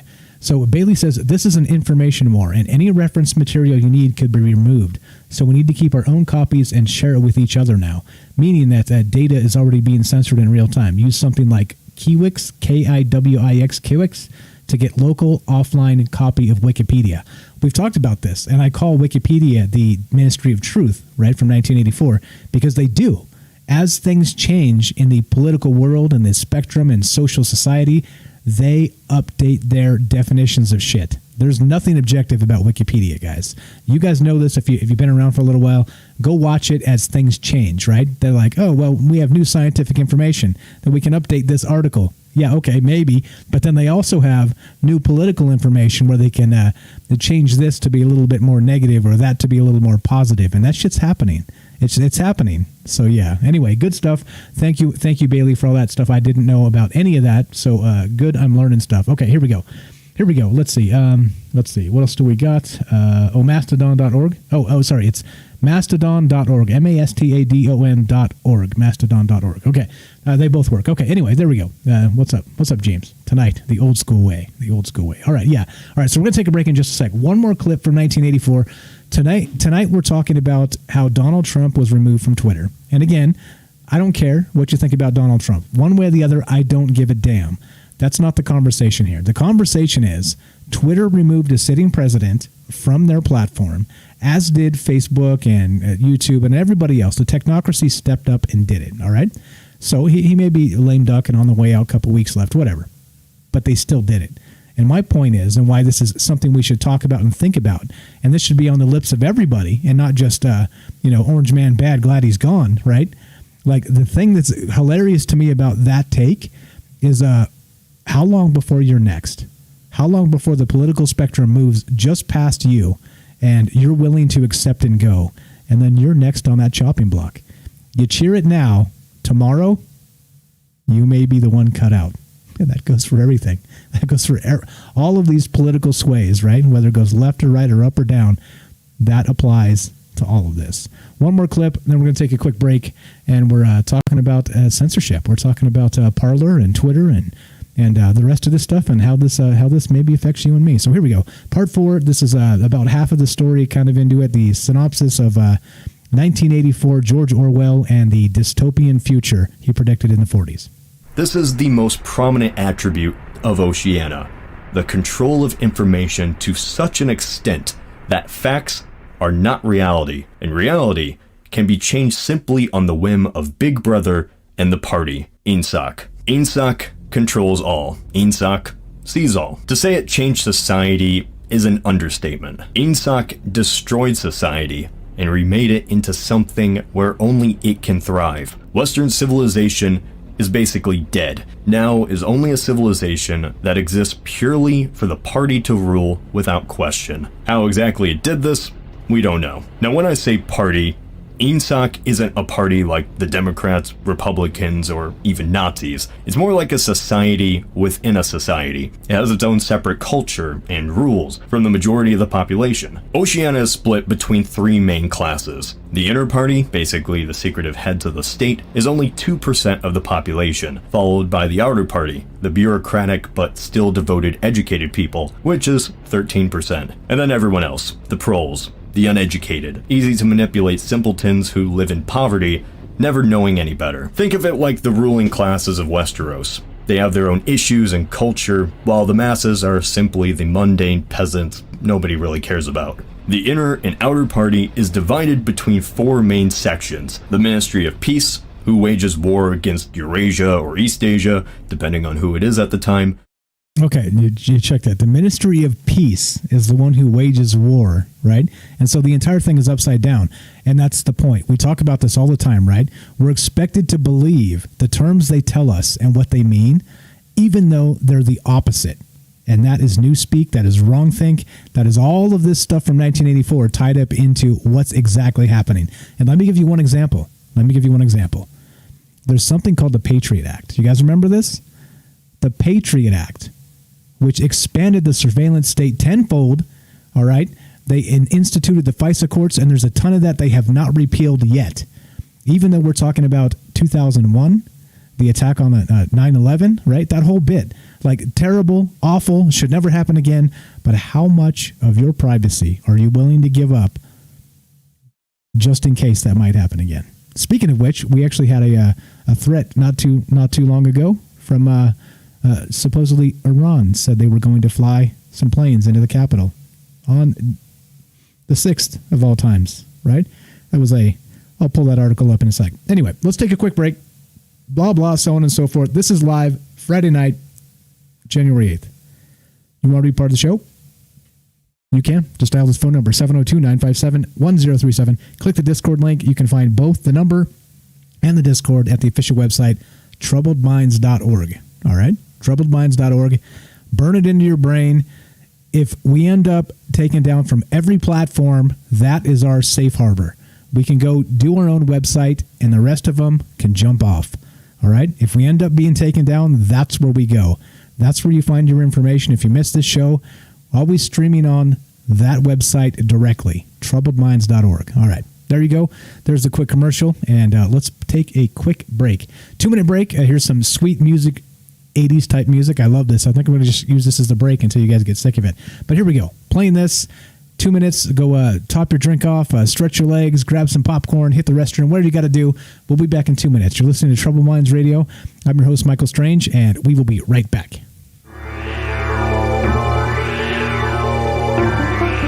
That's the wrong one. Holy shit, that's the wrong one. This one.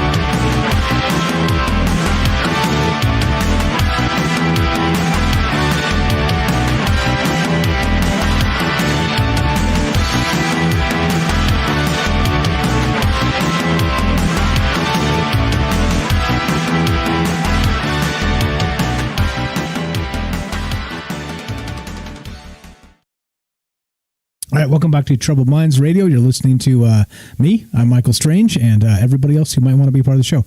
We're doing this live. It's Friday night, January 8th. You can join the show 702-957-1037. Click the Discord link, troubledminds.org. Say it faster than that. I dare you. All right, I just mentioned this just before we took a break. This threat, right? This is from the Drive. We talked about this on the news show, but I think it's relevant because I brought it up, so I want to link it so you guys don't think I'm making shit up.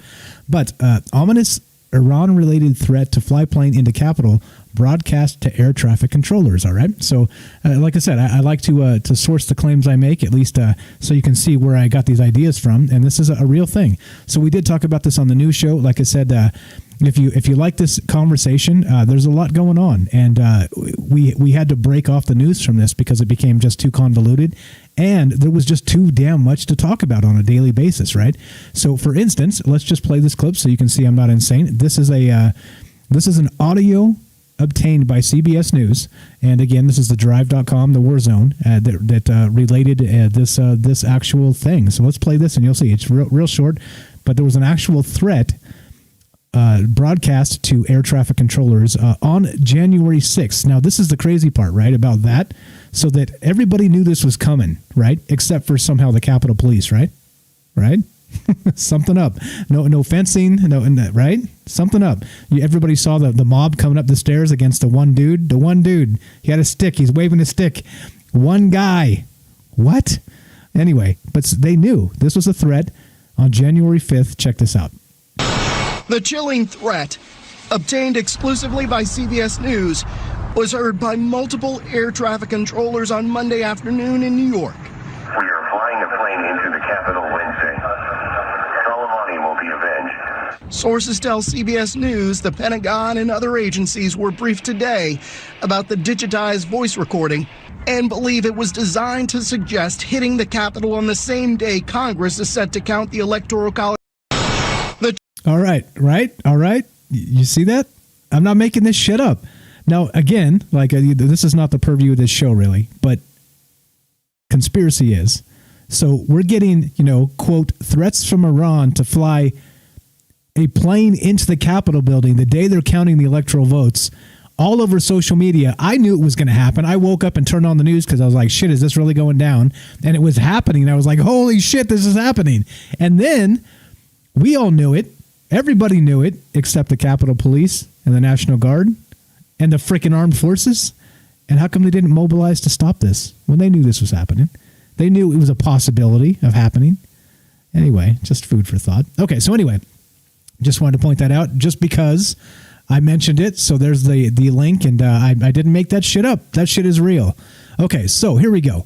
Now, we talked about Apple and Google flexing out Parler, right? In which the mass exodus from Twitter, tons of diehard loyal Trump folks. And let me tell you guys, contrary to what they're trying to tell you, everybody who voted for Trump out there, think about it, 75 million people. They're not all QAnoners. RAnoners. They're not, right? They're just not. They want you to believe that. It's the unpersoning, right? It's it's the way they wage these wars, these information wars, is they want you to hate your neighbor. They want you to hate whoever it is that is not part of their political structure, right? And they do that by dividing. You see? Yeah. This is a game that is a dangerous game, and yeah. Let's see. What else? What do we got? Thank you for linking the website there, Christopher. Appreciate it. Let's see. Christopher says I was born in 1984. Well, shit. Maybe you're that guy.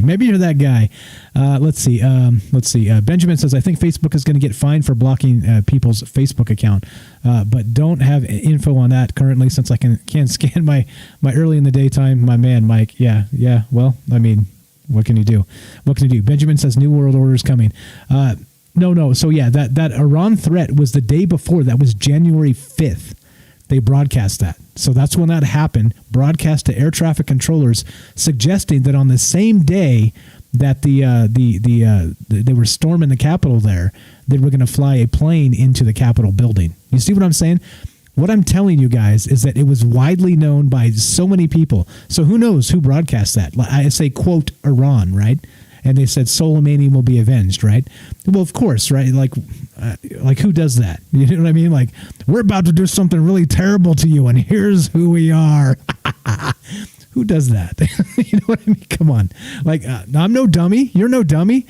So clearly that could have been somebody else, right? But it was still the same exact day all this other shit went down. So just FYI, there's a lot going on here. There's a lot going on in this world that nobody talks about. Did you hear that before you heard it from me? Probably not. Probably not. All right, here we go. Let's continue with this. Parler flexed out by Apple and Google. Now, let's see. Here we go. This is from Forbes. Forbes.com, right? Part of the technocrats. Forbes. Part of the weirdness. Part of the political weirdness, right? They're part of this dystopian society. What's up, OG Todd? What's up, buddy? Just like I expect. Todd comes in because it's bullshit. What's up, buddy? That's perfect OG Todd style. All right, now look.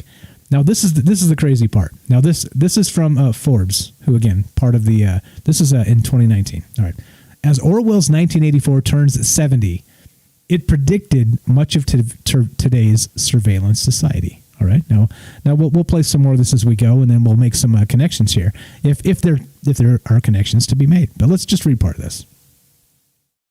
George Orwell's famous novel 1984 turns 70 years old next month. This was in 2019. Looking back on its predictions and the state of the world today, how much did it get right in its predictions of a dystopian surveillance state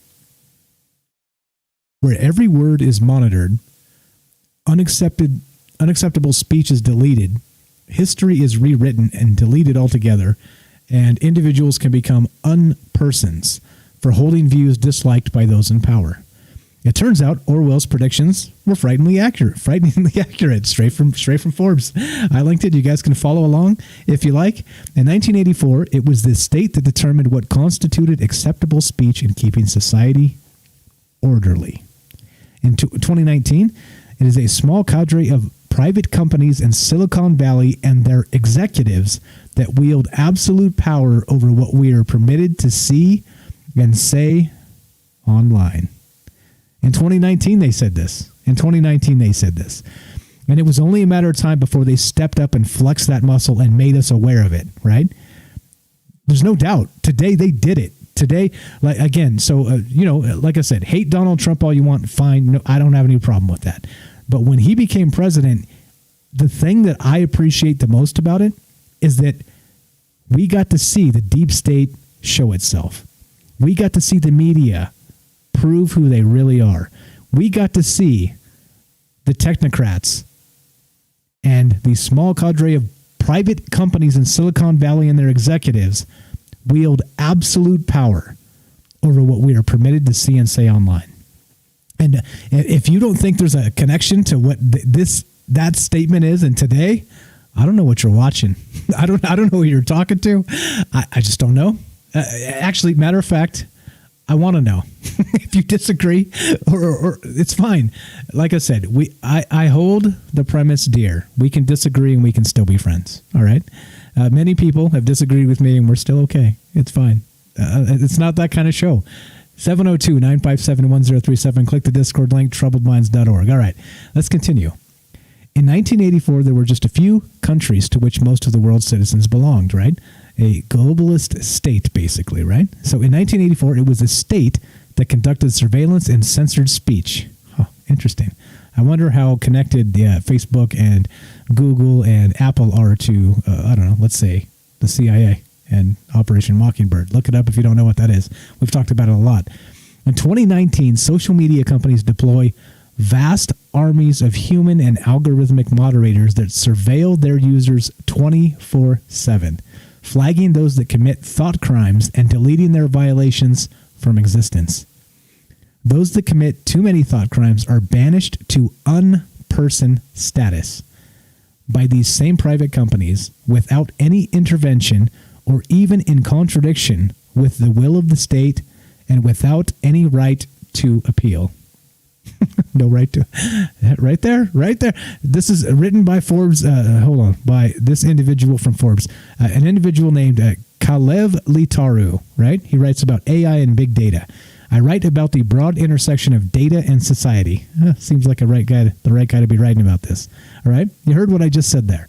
Social media companies deploy vast armies of human and algorithmic moderators that surveil their users 24/7, flagging those that commit thought crimes and deleting their violations from existence. All right, right?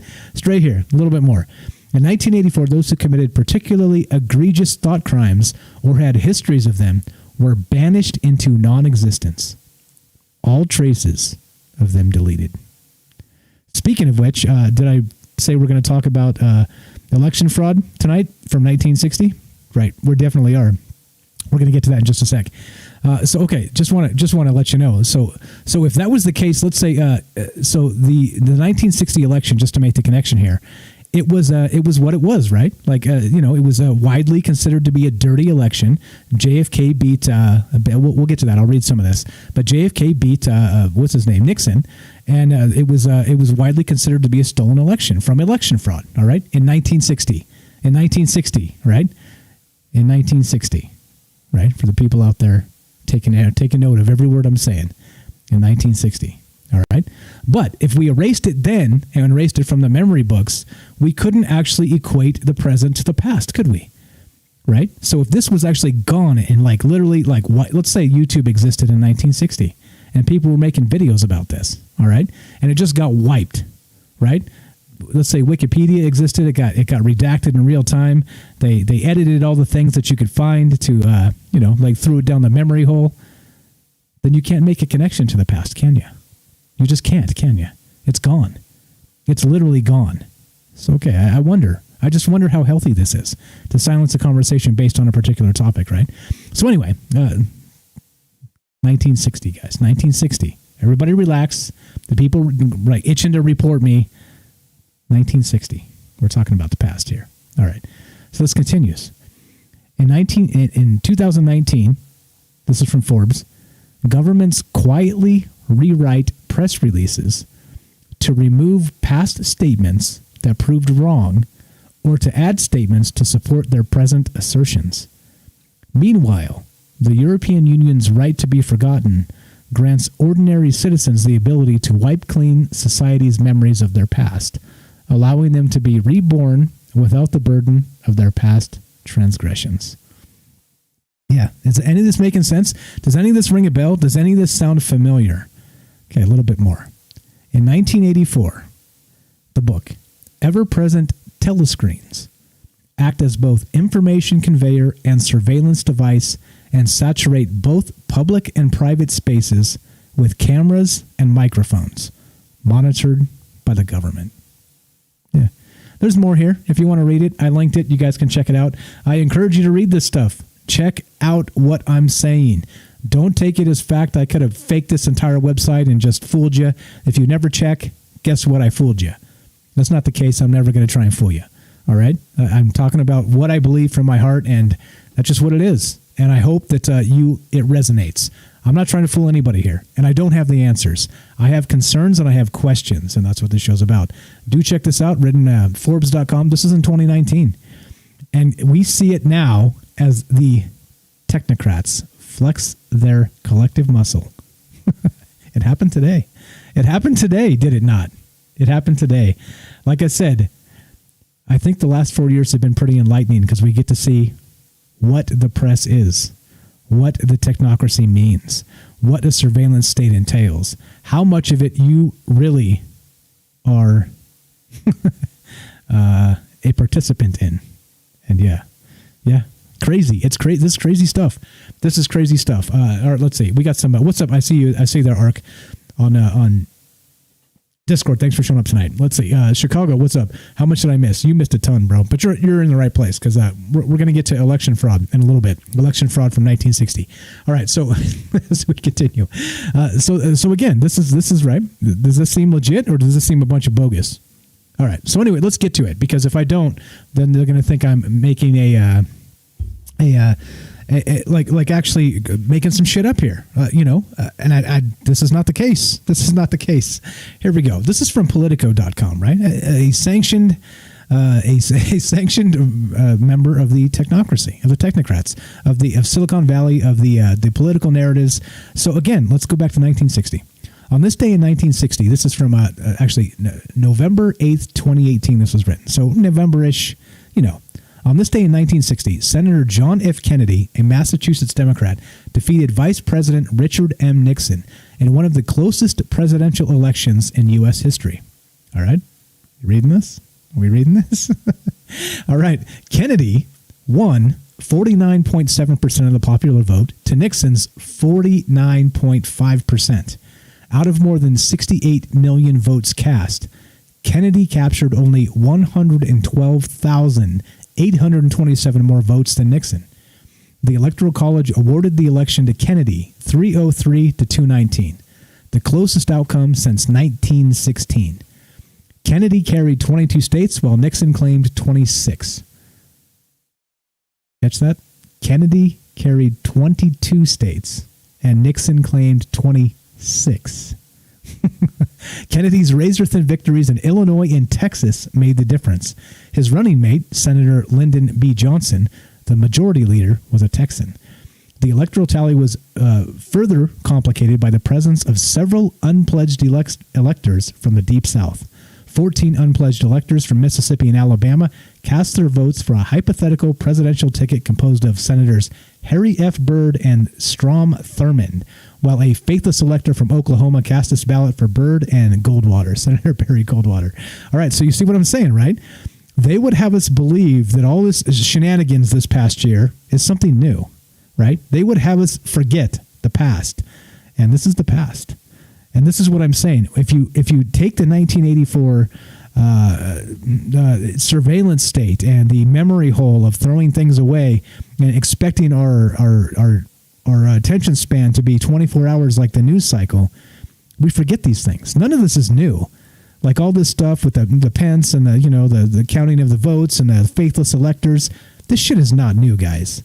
That is not new. Everybody remember the Florida thing with W. Bush and all that shit, right? The hanging chads and all that shit. This is not new.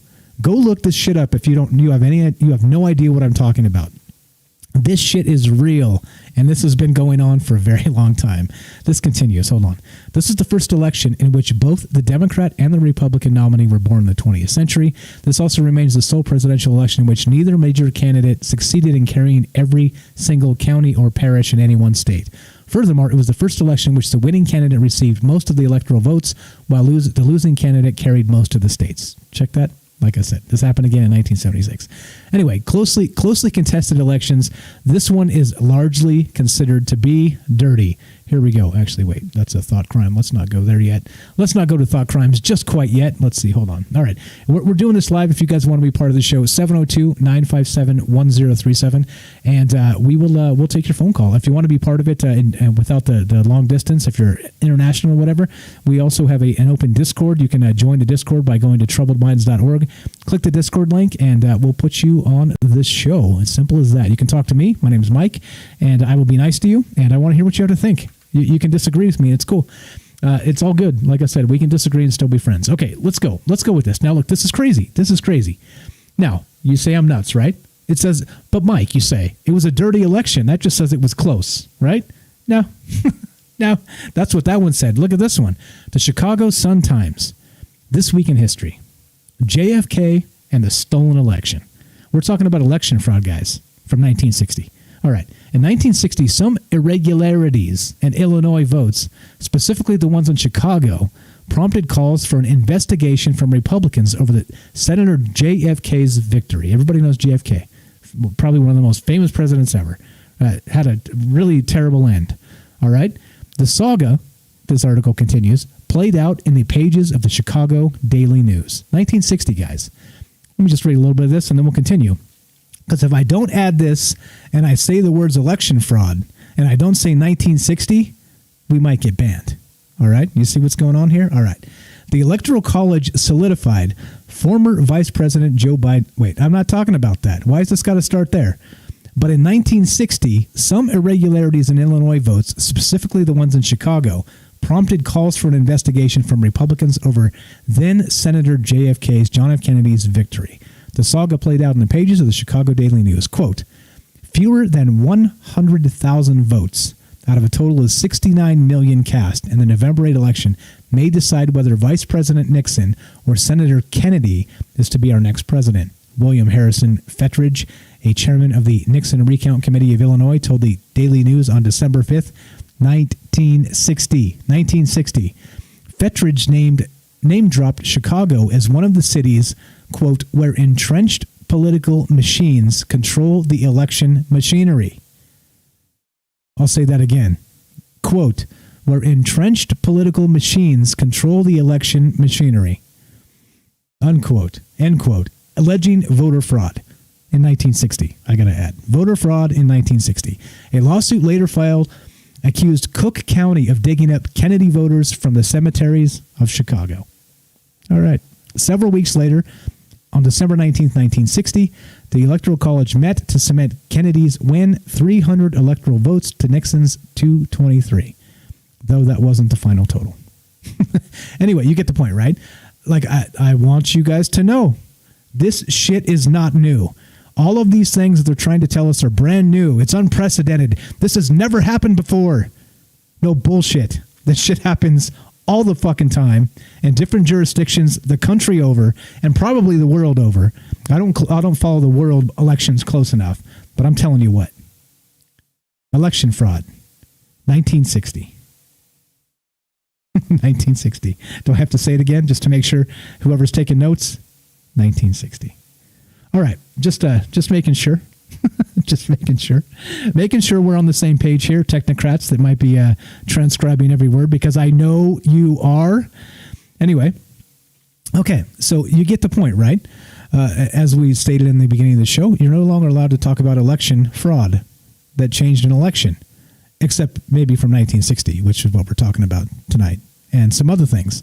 And the way the technocracy has grabbed the bull by the horns, meaning the narratives, and they haven't allowed us to really have a discussion regarding, oh, I don't know, some things. Some things. What do you think we can't talk about? I'm just going to throw it out there. Well, we're talking about JFK and Nixon in 1960, but I don't know. So let's go back to let's say YouTube was around then and Wikipedia, and they rewrote it all and redacted it, and you couldn't even talk about this. Then how would we know?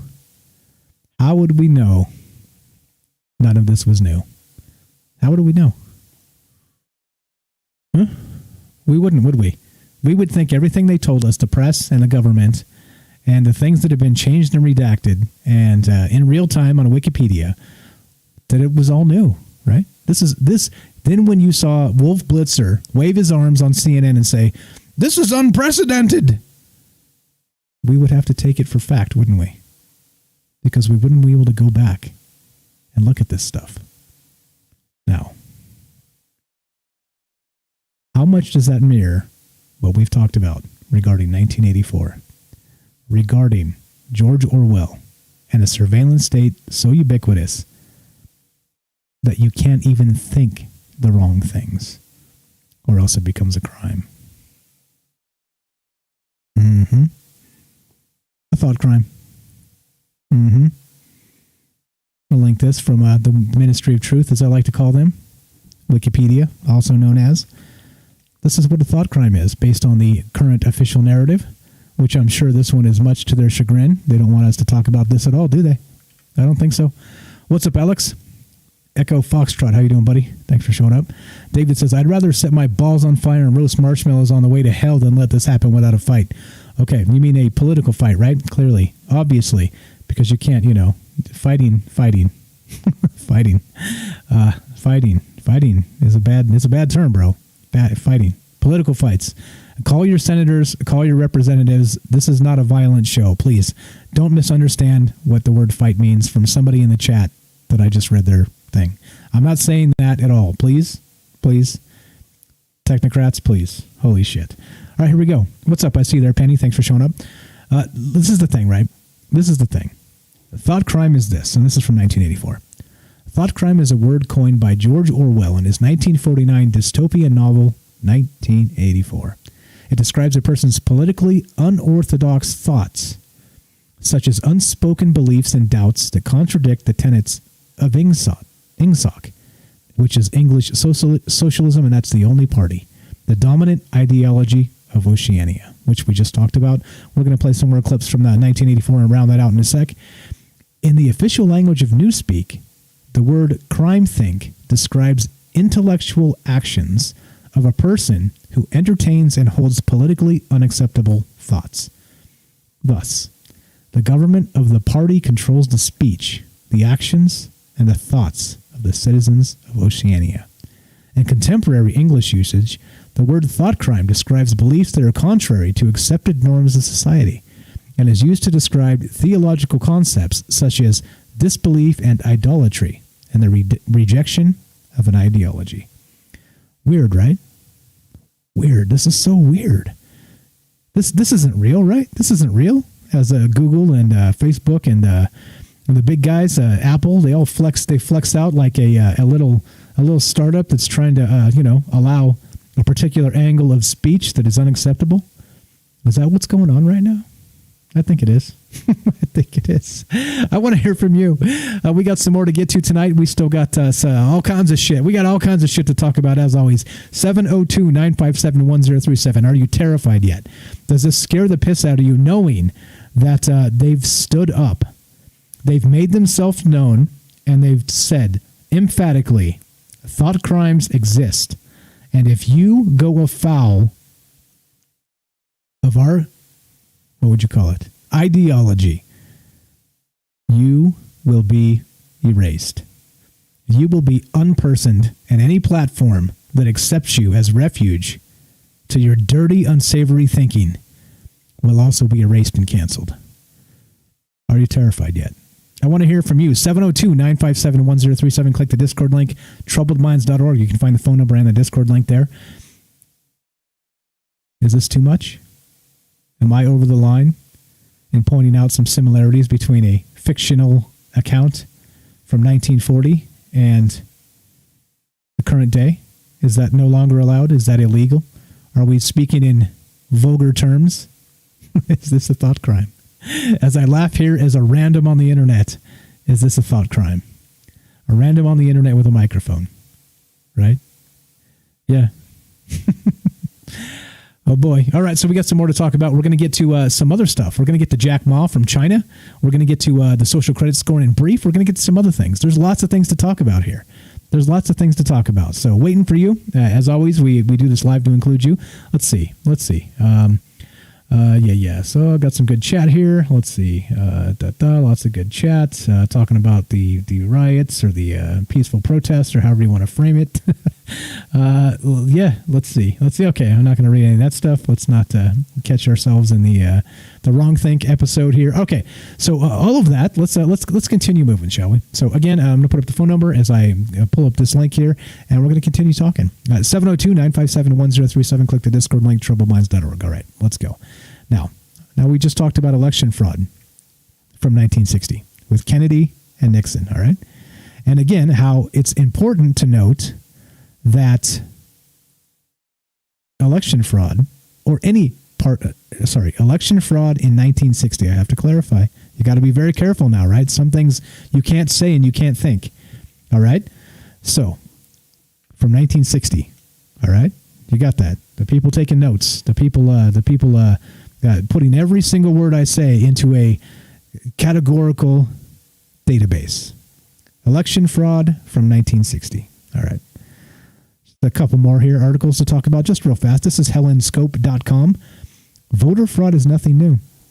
The 1960 election of JFK. And here's more, right? I'm not going to read a bunch of this because we already talked about this, the important parts, but this is history, guys. This is history. None of this is new.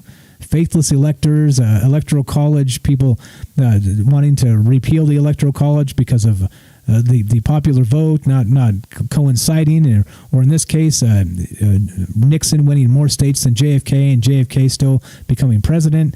Right? There's some weird shit. This is nothing new. Nothing new. All right, just pointing it out. Let's see. What else do we got? Here's another one. Chicago Sun-Times. We talked about that. Let's talk about this. let's talk about throwing things down the memory hole, right? Which is kind of a theme of this show tonight, 1984 in the memory hole. What the hell? Really? You got to do this ugly pop-up right in the middle of my shit here. Okay, let's see. I'm linking this, and you guys can follow along here as we often do. And I'm going to read just a little bit of this, talking about the memory hole. Now, a memory hole is this. All right, this is from brightworkresearch.com. Okay, no, all right, they just blocked me out. All right. Well, the good news is, hold on, let's see. There's a thought crime. We've got Wikipedia, right? Let's go to Wikipedia, which is basically the Ministry of Truth. Here we go. From Wikipedia. The other one blocked me out and said you have to pay me $5 to read the article. So anyway, I got blocked out. It was much better, but paywalls, etc. They do hard work. I understand. Here we go. Memory hole. Wikipedia. A memory hole is any mechanism for the deliberate alteration or disappearance of inconvenient or embarrassing documents, photographs, transcripts, or other records, such as from a website or other archive, particularly as part of an attempt to give the impression that something never happened. The concept was first popularized by George Orwell's 1949 dystopian novel, 1984, where the party's Ministry of Truth systematically recreated all potentially embarrassing historical documents, in effect, rewriting all of history to match the often changing state propaganda. These changes were complete and undetectable. And now, hold on just one moment. I'm going to take a quick little capture of this real fast because I want to make sure that it doesn't actually change. It doesn't actually change. Here we go. Dropping this in the that section. So there we go. We have a alternate view of this right there in the politics section. Yeah. So there it is, right? Todd says, nothing weird about people crying when their candidate loses and saying fraud. Yeah, totally true. Totally true. I expect you to be a killjoy every single time. Thanks, Todd. You're the best. All right. OG Todd showing up saying, you're wrong, you're wrong, you're wrong. What's up, Todd? What if you're wrong, Todd? I'm not even talking about that election. Here we go. AmericanThinker.com. Here we go. George Orwell wrote his prophetic masterpiece, 1984, barely 3 years after Europe was liberated. Okay, we're not going to do that. We've got some clips. I'm going to play some clips. Let's finish this out on the clips. Looking for calls from you guys. Todd, if you have some hot takes and you want to tell me, or anybody else, you're very welcome on the show. 702-957-1037. Click the Discord link at troubledminds.org and get in here, and you can tell me what you think about this stuff. Let's finish this. Instead of reading that stuff about 1984, let's hear the final recap, the last half of this 1984 stuff, and let's play it. Part 5, action. The Ministry of Truth rewrites or destroys any evidence of this not being the case. Those in the party who openly question this simply disappear or are sent to the Ministry of Love for re-education, continue in mass until, for the most part, it's a fact amongst the population that the party did invent the airplane. This is a process. How Orwell describes this is that simply through the progression of decades, INSOC was able to normalize attributes that haven't existed in the West for centuries. Class divide, uneducation, mass atrocities, censorship. These are allowed to be commonplace because anyone who didn't agree with it is either too unimportant or dead to care. Then solidify this base with youthful and nationalistic young adults, and you've got a healthy future for your ideology. INSOC's ideology runs so deep, children are more likely to openly report their own parents for thought crimes. INSOC recreated culture, crafted new terms to allow only it to exist. A thought crime is anything that goes against the policy of the party. If you commit a thought crime, you can be vaporized by the thought police. Simply disappear. And when I mean disappear, I mean it is now a fact that you are never a person, an unperson. This isn't like kids giving Jimmy the silent treatment. This is everyone simply forgetting there ever was a Jimmy, and forgetting that they forgot. Forgetting that they forgot. there was ever a Jimmy. You see, this is next level stuff, guys. This is next level stuff. This is a 1984 and control, full spectrum control, right, of every point of metadata that flows through your digital life, which is now becoming entangled to every part of your actual physical life. And if you want a good example of that, let's go to China. Let's talk about their social credit score. Just as an example, real fast. Now, as we know, once the surveillance state becomes so ubiquitous that you have to check in with the state every time you do anything, that I think it's important to note that China's already got that going on. If you go afoul of their social credit score, every single thing is stuck to a like an Instagram type application, right? That's tied to you, facial recognition, your whatever your unique identifying number is of Social Security here in the States. I don't know what it is elsewhere, what they call it over there. Your resident number, whatever that is. It's all tied into that, right? And so you can't, if you do bad things that are not even illegal necessarily, but are socially unacceptable, you are, what would you say? You are actually a target of this program. And so they limit some of the things you have access to. And that could mean maybe getting into a particular college. That could be maybe going to school at all, maybe get kicked out of school.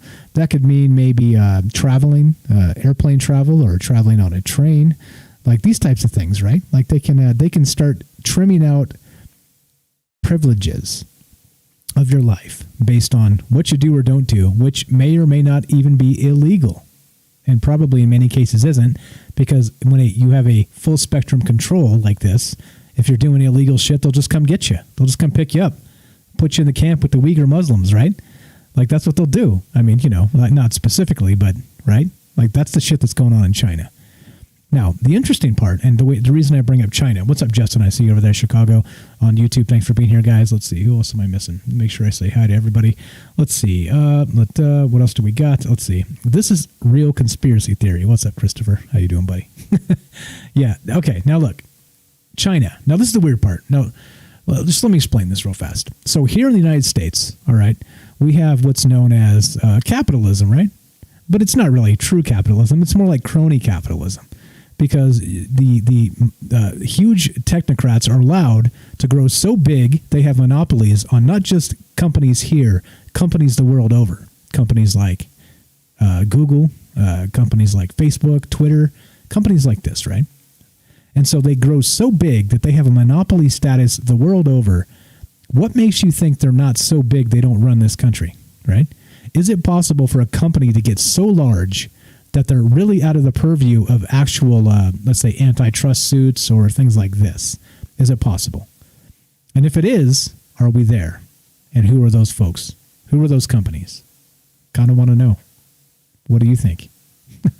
And the reason I bring it up, as on news today that Apple and Google have shouldered out another part of the technocrat that has wrong, the technocracy that has wrongthink. Here's some more memory hole status here. I'm going to drop this in the chat, and you guys can check this out. But hold on.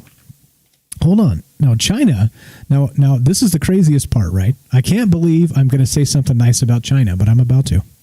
We talk about China all the time in a negative fashion, right? But hold on. They have not allowed this to happen. This to happen right here. There's an individual named Jack Ma. Have you guys heard of this guy? Jack Ma, M-A, Jack Ma. Here we go. Now let me explain why I'm bringing this up right now and talking about the technocracy and why companies become so large that they are basically untouchable by the government itself because of the funding, because of their ties to intelligence, the intelligence organizations, and the rest of this. Now check this out. Jack Ma, all right, he's the richest dude in China. All right, he's basically, if you let's say we got Jeff Bezos or Elon Musk, right? They're both 1 and 2 right now, and the richest dude in the world, right? So Jack Ma is China's version of that. All right, okay. So he owns Alibaba and this other company. Let me just read a little bit of this so we know where we're at. Jack Ma is a Chinese business magnate, investor, and philanthropist.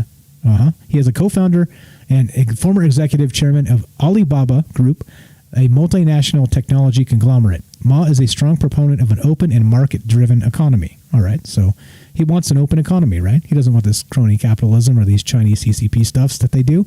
He's for, like the open competition bit, right? Which makes him not a popular fellow in China. Well, what happened to Jack Ma recently? Does anybody know? If you've been watching the news show that we do on Twitch, then you know exactly what happened to Jack Ma in China. Let me tell you. I'll tell you right now. Now, this is the crazy part, right? So, Jack Ma hasn't been seen for months. That's reason enough to be wary of Alibaba stock. Now, he disappeared. This dude straight up vanished. And you know why? Because he criticized the way China and the CCP does business with their banks. He called their banks pawn shops and said they do business the same way, meaning that if you don't have assets to back up what you're doing, they're crippled by that take on the way it goes. And yes, Jack Ma has disappeared. Jack Ma's disappeared. He criticized. So he's the largest, the richest person in China. All right, owns the biggest companies in China, and he straight up disappeared. All right, people, again, according to this is from January 8th, 2021, updated. Jack Ma hasn't been seen for months. I heard weeks. Last I reported a couple days ago from another source, it was weeks. All right, but check this out. Now the reason he's been attacked in China, and I say that in a political way. Let's see. He actually again criticized the Chinese way of doing business. All right, let's see. Blah blah. So this is a stocks article. So it doesn't. Never mind. None of this really matters. This in particular, this article doesn't matter. The headline is all that matters. Jack Ma hasn't been seen for months, right? So we don't know. So basically, he accused China and the way their banking system is of being regressive. Okay, he basically akined it to pawn shops. Like I said, this is from other articles. I'll have that stuff and I'll link it. It's all on the news show if you guys want to check that out. I'm not making this shit up. And then he disappeared. China came after his companies for antitrust. They restructured his other company because it was just becoming too large. And so the question here is, should an individual, a CEO of a particular company, become too large, so large that they're kind of above the law, that they challenge the actual state and their own power, right? And again, I'm not a Nazi here. Like everybody, there's people out there that want to call me that, but I'm not that. But I asked the question, should we allow Google and Apple to flex their muscles and just smash conversation based on how big they are? Just a question. Just curious. I don't know. I don't know the answer to that because I don't have any answers here. I'm just asking questions. But China doesn't think so because Jack Ma got too big for China. And what did they do? And now listen. Now let me get this right. Let me make sure I state this specifically for those who might be listening to every word I say and taking notes. I do not believe going after this man is the right move. All right? I don't. He's in hiding, at least. He might be missing, might be kidnapped. Who knows? But going after this man is the wrong move. Maybe restructuring his companies so they're not bigger than the country maybe isn't terrible.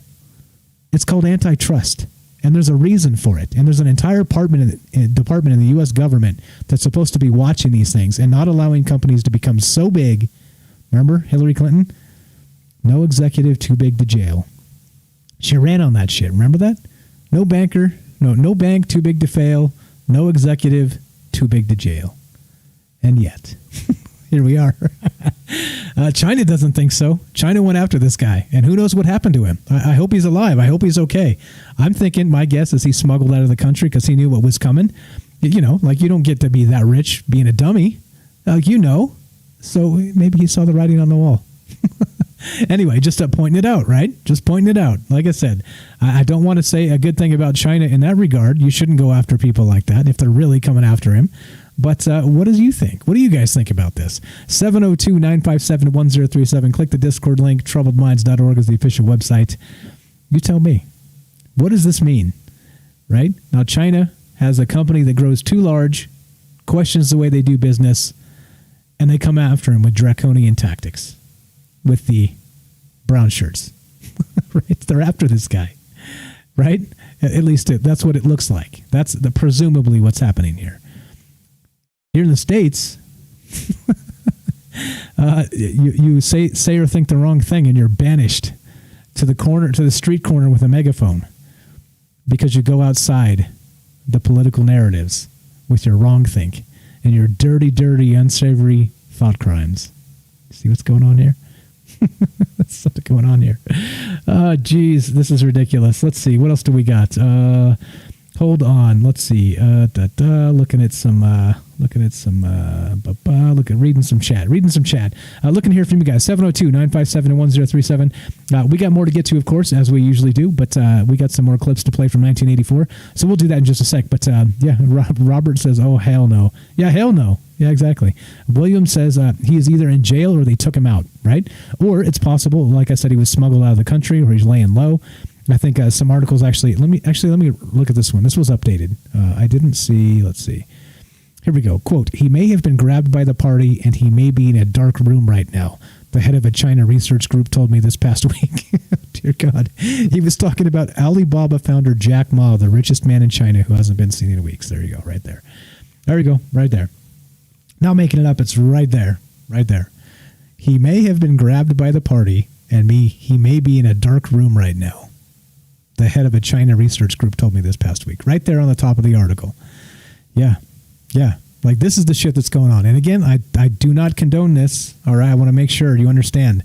I'm saying that China does not take well when a company becomes too big because, they'll come after you. They'll come after you. All right, so with all that said, like I'm talking about tonight, the technocrats, right? I'm talking about the how this works. Should we trust Apple and Google with good faith effort to silence speech? Do you think that, again, this is not a political space here, but it's weird how some speech on different political sides of the aisle are not allowed. I think that's an interesting conversation to have, even though, that in particular is less interesting because they're both lying, cheating bastards. So who cares, right? Both parties are absolutely insane. And it just depends. Like, basically, this is the craziest part, right? And this is why we do this show, and this is why I talked about this in the beginning. It's not even like you have like an indoctrination of this party is so good and I love everything they do. It's always like I hate the other party, right? Like, that's what this is. It's like hate.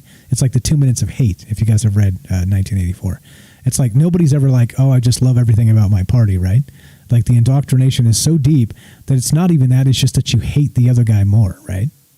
So there's rarely any, like, again, just look at Congress this year. Just look at Congress and how they handled this whole thing. And here we go. Now, notably, this is interesting too.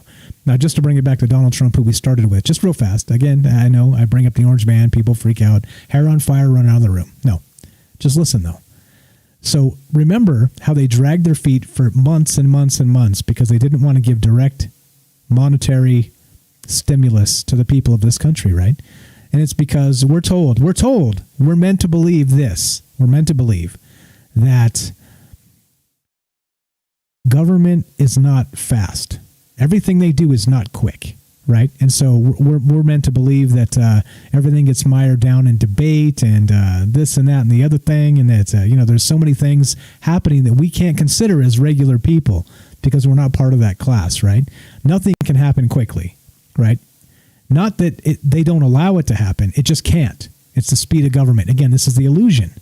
But then look what's going to happen. I will laugh my ass off for the rest of my life if in 10 days they run an impeachment on Donald Trump again. I will die laughing. Oh, the government doesn't move quickly, does it? Well, let's see how quickly they move to impeach Donald Trump again. Interesting, right? Interesting. We're meant to believe 9 months later, they shit out a measly $600 as businesses shut down the country over. People unemployed, losing their homes.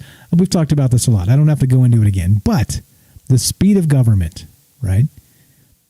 We're meant to believe that it's built into the system. It's part of the bureaucracy. It's not an intentional thing. It's just part of the way they do business in Washington, right? Except when they really, really, really want to get something done. You see? Let's see. They're on a timer. Click. Let's click the timer. Let's see how fast they can run an impeachment. And dare I remind you, last year, around this time, matter of fact, I think they had just actually successfully run an impeachment through the House. Anybody remembers this? And then Nancy Pelosi sat on it for like a month. Anybody remember that? Anybody remember that? Let's see what happens this time. Anyway, just some parallels, right?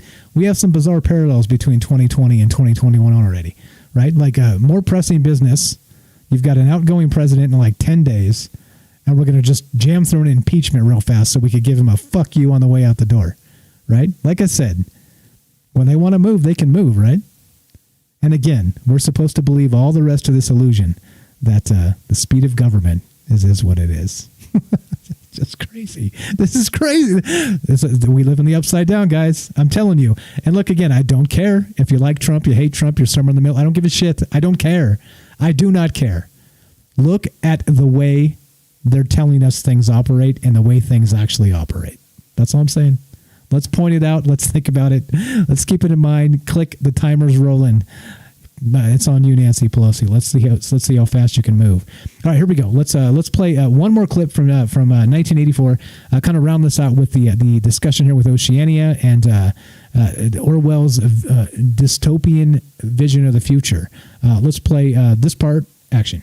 The mention of your existence somehow by your family, co-workers, is now a thought crime in itself. Documents are changed or destroyed so that there is no evidence you ever did exist. Not that you did, Jimmy. This is how Ingsoc is able to quell dissent. This term comes from the official language of the party, Newspeak. It's technically just short in English, but it's entirely designed to control the use of words that may be threatening to the party.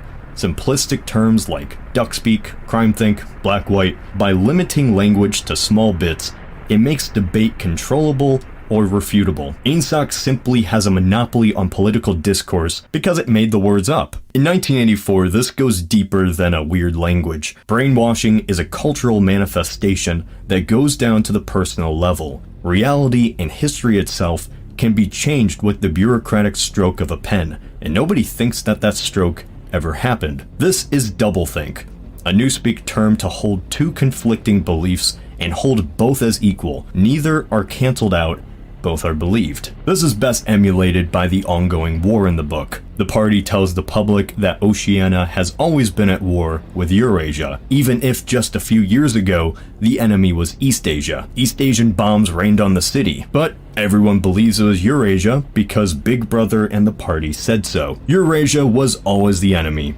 East Asia was always the ally. This can change on a whim. History and information would be rewritten by the party to reflect any new change. It's not a debate to the people. It was just always this way. It would be like changing colors. The sky is blue, but the party says the sky is now red. Okay. Or they say that, no, I'm not going to say it because you're not allowed to say it, right? But they say many things. The party says many things. For instance, they say that the speed of government is really slow. It's built into the bureaucracy. And so, they slow walk things when they want to. And we see it happening, but then they say that's not the case. It's just that it has to go through this channel and that channel, approved by this asshole or that asshole.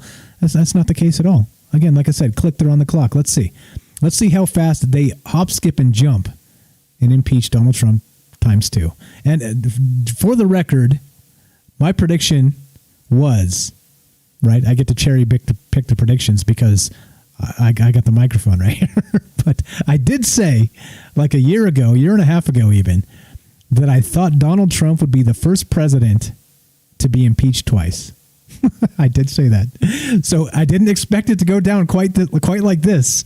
But I'm kind of rooting for him to get it through real fast in 10 days so that we can see how fast they really move when they want to move. Just FYI. Oh, geez. Okay, so anyway. Unbelievable, right? All right. So anyway, all right, let's go. Let's do a little bit more of this, and then I have a little quick narrative about somebody that refutes this and says this is not the case. 1984 is not the current world we live in. Blah blah, so on and so forth. So, and I do want to hear from you. If you guys have comments on this, are you disturbed about what happened today?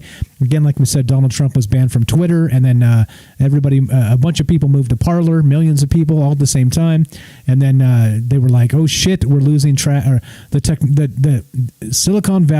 Right, the powers that be realized, oh shit, what have we done? There's this thing called the Streisand effect, and actually, let's bring that up right now. All right, and I talked about this I talked about this on the news a couple days ago. Hold on, let me bust this out just real fast, and then we'll finish this up with some talk about Section 230 and why that matters, and some of the rest of this stuff. So let me. Let's see. Let's get this in order. Let's see. All right. Looking to hear from you, though. 702-957-1037. You can click the Discord link, and you can join the show that way as well. And let me find this. Where is this? Did I not get it? Oh, maybe I didn't get it. Hold on. All right. There's this thing called the Streisand effect. All right. Now, this is the part that I didn't understand. Why the technocrats now would move against, especially when, like I said, it would probably be perfectly reasonable for them to just dump Donald Trump the day after, right? The 20th comes, they swear in Biden, and everybody just bans him, right? And they're like, all right, shut up, dude, go away, right? I would expect that. That's what I expected. But then they moved before that, all right? Now here's the thing. It's called the Streisand effect. You guys ever heard of this? Have you ever heard of this? Let's see. Did I link it in Facebook here? I want to make sure I got to include everybody. I want to include everybody in the conversation here. Now, this is the thing. Let's link that. Hold on. Sorry. Okay, there we go. Now, there's a thing called the Streisand effect. Now, the Streisand effect is a social phenomenon that occurs when an attempt to hide, remove, or censor information has the unintended consequence of further publicizing that information, often via the internet. It is named after American entertainer Barbra Streisand, whose attempt to suppress the California Coastal Records Project's photograph of her residence in Malibu, California, taken to document California coastal erosion, inadvertently drew further attention to it in 2013. All right, now here, real quick, this is a picture they're talking about. You see it right there. I'm going to link this. And so they were, the Coastal Project took some photographs from the helicopter and, talking about coastal erosion and published these to some magazines, right? Now, what happened was, is that Barbra Streisand was not happy that because of course, look at that beautiful mansion right there on the coast, right? In the California coast. People started to be like, hey, whose house is that? Holy shit, that's a palace. Look at that swimming pool. My God, how much is that thing cost? Who lives there, right? These questions start firing off. They're talking about the coast, the coastal erosion, not the huge mansion right there on the coast. But of course, people's eye get drawn to the cherry of the picture here, which is the Barbra Streisand mansion. All right. So now, of course, it starts to get attention and people want to know who lives there. Whose house is that? Barbra Streisand is not happy. All right. So she here we go. Attempts to suppress information are often made through cease and desist letters. But instead of being suppressed, the information receives extensive publicity, as well as media extensions such as videos and spoof songs, which can be mirrored on the internet or distributed on file sharing networks. The Streisand effect is an example of psychological reactance, wherein once people are aware that some information is being kept from them, they are significantly more motivated to access and spread that information. Now, that was the weirdest part about today to me. It's like they had a perfect out, 10 more days, let Trump bluster. He's basically robbed of his power at this point. Anyway, let him bluster. And then the day after he's out, ban his ass, and nobody cares, right? They're like, yep, saw that coming. But they did it while he was still president. Now, people flood the Parler. And let me read this one more time. Attempts to suppress information are often made through cease and desist letters. But instead of being suppressed, the information receives extensive publicity, as well as media extensions such as videos and spoof songs, which can be mirrored on the internet or distributed on file sharing networks. You see? So I guess this is the question, right? So the technocracy their hubris is so large that they believe the censorship they control is larger than an effect like this, right? Where now they're trying to box out Parler, right? And so as a result of that, is it or is it not going to give Parler a fuck ton of media? Is it or is it not? Now, if they pull Parler's servers, right, which could probably like render them inert, I guess you would say, would somebody not step up just for the publicity and start helping Parler host to continue as the flood of positive media rolls in? Not because of anything Parler did in particular, but because of what Twitter did as the negative information. You see? All right. There's some examples here on this Wikipedia page.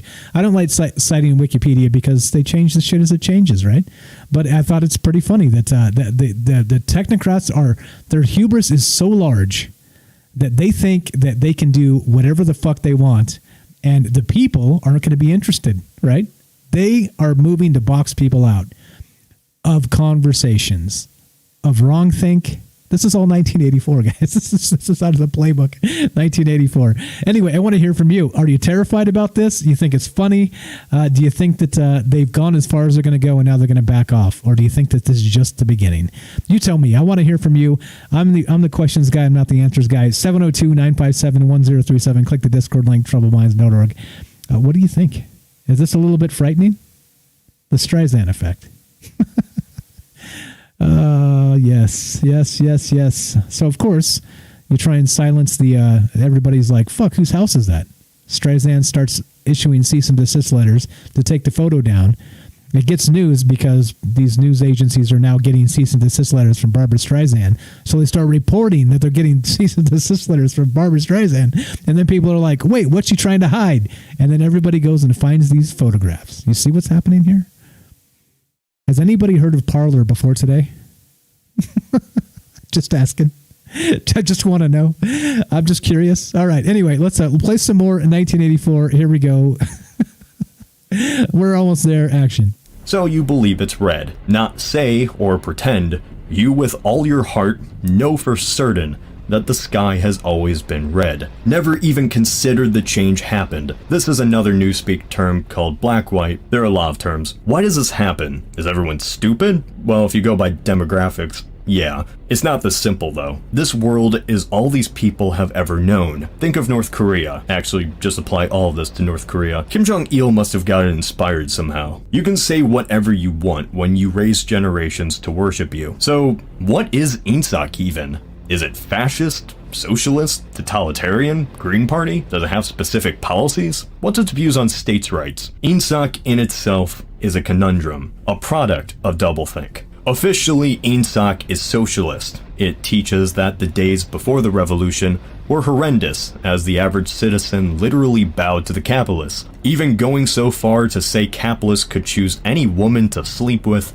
and nobody could do anything. Then INSAC came and forever made the world better. But at the same time, INSAC hates socialists, despises socialist policies, and this is openly admitted by everyone. Yet nobody sees anything wrong with it, because that's the power of doublethink. INSAC ideology, if you can call it that, isn't different at all than Eurasian Bolshevikism or East Asian obliteration of the self. They're basically the same society. Technological and social differences aren't that far apart between the three. This is something that may be recognized by all of them, or simply ignored.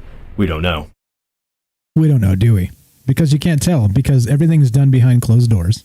Because there's no transparency in the algorithms, right? There's no way for us to really know, right, what makes something go viral and makes something not. Is there an invisible hand, like not the economic invisible hand, the laissez-faire invisible hand? No. Is there an invisible technocratic hand that's drawing particular things, helping them become viral and suppressing others, right? How would we know without ever having like a transparent view of the algorithms that touch these things and the views of the people that actually control these companies? We can't. We don't. And there's no way to know.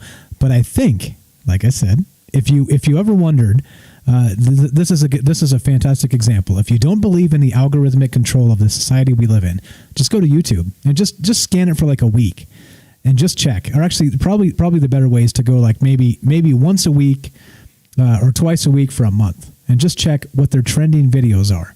All right, just click the trending tab and then scroll down and look and see how long ago each video was posted. Just 3 or 4 videos. You don't even need to look very hard. How long ago each video was posted, and then how many views they have, right? So you'll start to see that Beyonce posted a video and she's got 22 billion views in like 24 hours, right? I exaggerate, of course, but then you'll see that some other thing from Wyoming posted some political shit, and they've got 44,000 views, but they're on the trending tab, right? And they've had a video up for a week. You see what I'm saying? Go look. Just go look. It's all around us. Like I said, we're expected to believe all these things. Like we're expected to believe government is slow and has to be slow, and there's no other way around it, right? Let's see. Like I said, click let's time Nancy Pelosi now to get an impeachment through the House. What do you think? Any bets on that? You think she just rifles one through in like 6 days? So think about that and put it in terms of the stimulus that they dragged their feet for nearly 9 months on. Right? So if they want to get shit done, they can, right? We'll see. We'll see. Maybe I'm wrong. Maybe they're going to fail and this is just political posturing. That's always possible. But interesting. Interesting, right? The timing of things, the way things work, the things they tell us have to be because it's part of the reality we live in. And then from time to time, they slip. And the man behind the curtain becomes apparent. And we realize this is not the black and white world we live in. We're in Oz, and everything's in color now. You understand? Do you understand? Crazy stuff, crazy stuff. What's up, Smith? I see you there. I see you, Smith from the Matrix. Smith 101, thanks for showing up. Okay, let's see. Who else do we got? Let's see. Oh, the big kid laughing. I'm being silly. Oh, me. Yeah, I'm laughing. Yeah, I'm the guy laughing. Yeah, I regularly laugh at myself and the world we live in. Okay, here we go. Let's finish this off. This is again the backbone of the story is 1984. Here's the last part. We've heard about Ingsoc, we've heard about Newspeak and Doublethink and thought crimes and all the rest of this, right? And so you wonder. It makes you wonder, like how close are we to that full spectrum control that the Chinese government already has? Jack Ma, right, the owner of Alibaba, the most wealthy dude in China, has been run out of the country at least, gone into hiding at least, or maybe, like somebody said in that article I shared earlier, they have him captive and he's in a dark room somewhere because he spoke out against the state and because he became too big for the state to control. Well, there's one way to handle that, isn't there? If you're the Chinese, if you're a totalitarian government, right? I don't know. It remains to be seen what happened to Jack Ma, right? You think they're going to rough him up, heal him back up, make sure he's got bruises or permanent scars beneath his collar line so you can't actually see them, and then he may reappear in a couple weeks after they've stitched him back up, and then he's going to play ball? Or do you think he disappears entirely? I don't know. We're going to keep an eye on this. It's terrifying and interesting, and it's maybe where we're headed. Here we go. The last part of 1984 action. The relationship that continues between all of them is perpetual war. War is what runs this world. It's what allows all three nations to survive. It's a distraction. It can rile up the uneducated masses. It's a constant overshadowing force that Big Brother uses. Ingsoc is the protector against the Eurasian hordes, or East Asian, whichever. What are they fighting over?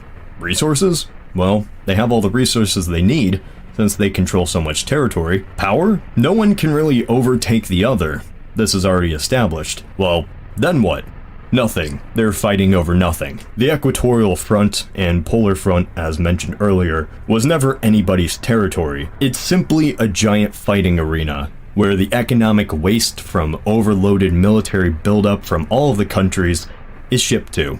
Almost like venting out steam. Borders constantly shift, countless soldiers die from territory which nobody wants, and the native people are enslaved and transferred between the three countries to work for the war machine, which continues the cycle again. All the nations have nukes. They could easily destroy each other, invade Britain or Europe, start wars in Russia and China, actually attacking the homelands. But that disrupts everything. It destroys the balance of power, and these heads of state like their power. So they constantly fight over the jungle and desert to keep what they have, to keep nationalistic fervor up. 1984 is a twisted world. Whether it's realistic or not, doesn't really matter. The consistent theme is information is important, and the control of that information is most important. That's the biggest thing to take away from Orwell's world. Everything Ainsak did was to make sure the population was loyal and too stupid to realize its manipulation, going so far to make those who did manipulate believe they weren't even manipulating in the first place. Does this tie into our world? I'm not even touching that subject. Yeah, right? Because you're sackless. You can tell a hell of a synopsis there, buddy. I'll link that YouTube video too. That came from a fantastic video. I'm talking about that. That's what we're talking about tonight. Not even going to touch that subject. The hell we're not. Right? Look at the lefty-righty paradigm. Look at the Aronons. Look at the people that are burning down cities out there. Let's call them the alt-left, right? The alt-right, the alt-left. Again, as Supervike said, I agree. We're the alt-center. Right? We're the people that are like, what the fuck is going on in the world we live in? What is this shit? We're really trying to reconcile these two things and say there's not a world that exists outside of these two paradigms? Are you fucking kidding me? These two paradigms are both insane. You see? You let one side run without opposition or the other, and they're both insane. They're both totalitarian, and they both want to take away as much as possible from you and give it to the elites in power. That's it. That is the fact of the matter. I'm sorry. If I hurt your political sensibilities, that's why we're not pushed to the top of the algorithms. Because guess what? All the money goes in on the left, and all the money goes in on the right. And the dudes in the middle that are trying to say, look, guys, look what the fuck's going on. Guess what? Here we are. Welcome to the show. Did I mention you're listening to Troubled Minds Radio? And I'm your host, Michael Strange, and we do this live. It's Friday night, and Friday night is show nights. And we talk about all this crazy stuff, right? All this nutter butter stuff that you would never really consider. Maybe it's crossed your mind, or, maybe you haven't been able to put it into specific words in, a 3-hour type show format. But shit, we do it twice a week. You're in the right spot. But we do it live because we want to include you. 702-957-1037. Join the Discord. We're going to talk about the Section 230 in just a moment, and we'll finish this show up. But okay, so we got about 15 minutes left. We're going to finish this up. So this is the thing. Section 230. And again, looking for calls from you, Discord, whatever. If you guys want to be on the show, it's important for me to hear what you have to say because I learn from you. Hopefully, you learn from me. Hopefully, we get together and we do this together, and we make sure that we keep each other straight. We keep each other from straying too far left or right, or this or that, or the other way, up, down, left, right, etc. So on. Let's see, up, down, left, right, B, A, select, start. If anybody remembers that reference, but okay, we try and keep each other on the narrow path of trying to find the truth in this world. And again, I don't have it. I don't claim to have it. I've never claimed to have it. Questions, not answers. That's what we're about. One more time, 702-957-1037. Click the Discord link, and let's go. Let's talk about Section 230 of the Internet and what this actually means, all right? Now, this is important. This is from Tech Dirt, and there's so many misconceptions about actual Section 230, all right? Now, this is the weird part, is that everybody, we've all kind of heard this argument in terms of, the platform or the platform versus the publisher argument, right? So as we've seen that, you post something on Facebook, you post something on Twitter, and they append it. They put like a little, election fraud has been blah, blah, blah, whatever. Or, if you put something about aliens, and you ask some questions about, is it possible aliens have visited this earth? They'll give you like the fact check. They're fact checking things, because they don't want misinformation or, unless it's state sponsored misinformation, right? And again, now this is exactly the problem. This is exactly why we do the show, exactly why we do it in long form, exactly why we talk a lot about these things, because there's a lot to talk about. Now, for instance, just as an example, before we get to 230 here, Now, if you do put something up about aliens, you're fact checked, right? And then right there, you upload the video on YouTube. They put a little fact check, right? You put something about election fraud in 1960. I have to add that, and they may fact check that and put a little tag on it, right, on Twitter or something, right? If you do that and they put a tag on it, does it make them a platform or a publisher? And is there a difference, right? I think that's the thing. So now Section 230 of the Internet Communications Decency Act specifically, is actually put in place to keep. So, for instance, let's say Facebook, somebody puts information on Facebook how to build a bomb. All right, like they literally detail it all. A post, they type it out. They're ready to go. They put it all up with photographs and pictures and everything. And they're teaching people how to make bombs on Facebook. Right now, of course, Facebook's going to take this down as well. They should. That's probably not information that should be up there. But now, what happens is, Section 230 means that Facebook themselves cannot be sued for that content that goes up, all right? Well, they can be, but then it will be dismissed under Section 230. So anyway, here we go. Let's just read some of this. Now, this is important, and I'm linking this, and I want you guys to read this entire thing, please. We're not going to read this entire thing because there's just not enough time, right? We can't go in-depth into every single tiny detail about everything, but I just want you to notice. I want you to be on alert to this one because this particular article is incredible, right? All of those arguments, like I said, the platform publisher stuff, the 230, that bomb thing that I said, but don't make any bombs. Don't be violent. I want to make sure we're on the same page here. This is not what this is about. It was an example, all right? It was just a 230 example. 230 of the Communications Decency Act. Okay, so now let's read this. All right, so this is just the beginning of this, and I want to read it so you guys understand what this article is about. And please read through this yourself, the entire thing, so you understand what this argument is. And the argument here is at the heart of what happened today. All right, with the removing of Donald Trump from social media, with Parler, and with all the rest of this stuff. Right, all of this. Now listen, right here from the article. Hello. Someone has referred you to this post because you've said something quite wrong about Section 230 of the Communications Decency Act. I apologize if it feels a bit cold and rude to respond in such an impersonal way, but I've been wasting a ton of time lately responding individually to different people saying the same wrong things over and over again, and I was starting to feel like this guy. And he's got the little meme. Are you coming to bed? No, I can't. This is important. What? Someone is wrong on the internet. Oh, everybody knows that, right? You got to stay up to make sure you tell the guy that's wrong on the internet. Right. Okay. Anyway, so this guy goes on to write like all this stuff and just make sure that people understand specifically what Section 230 of the Communications Decency Act is all about. All right. And it's all just like I described. It means that you can't be liable as a website or a host, a web host for somebody that puts something up on your website. Right. You can't be held liable for all the crazy things people do, basically. Right. Digitally. Here you go. Let's see. Here, let's just read the bullet points. If you said, once a company that starts moderating content, it's no longer a platform but a publisher. If you said that, all right, he says, I regret to inform you that you are wrong.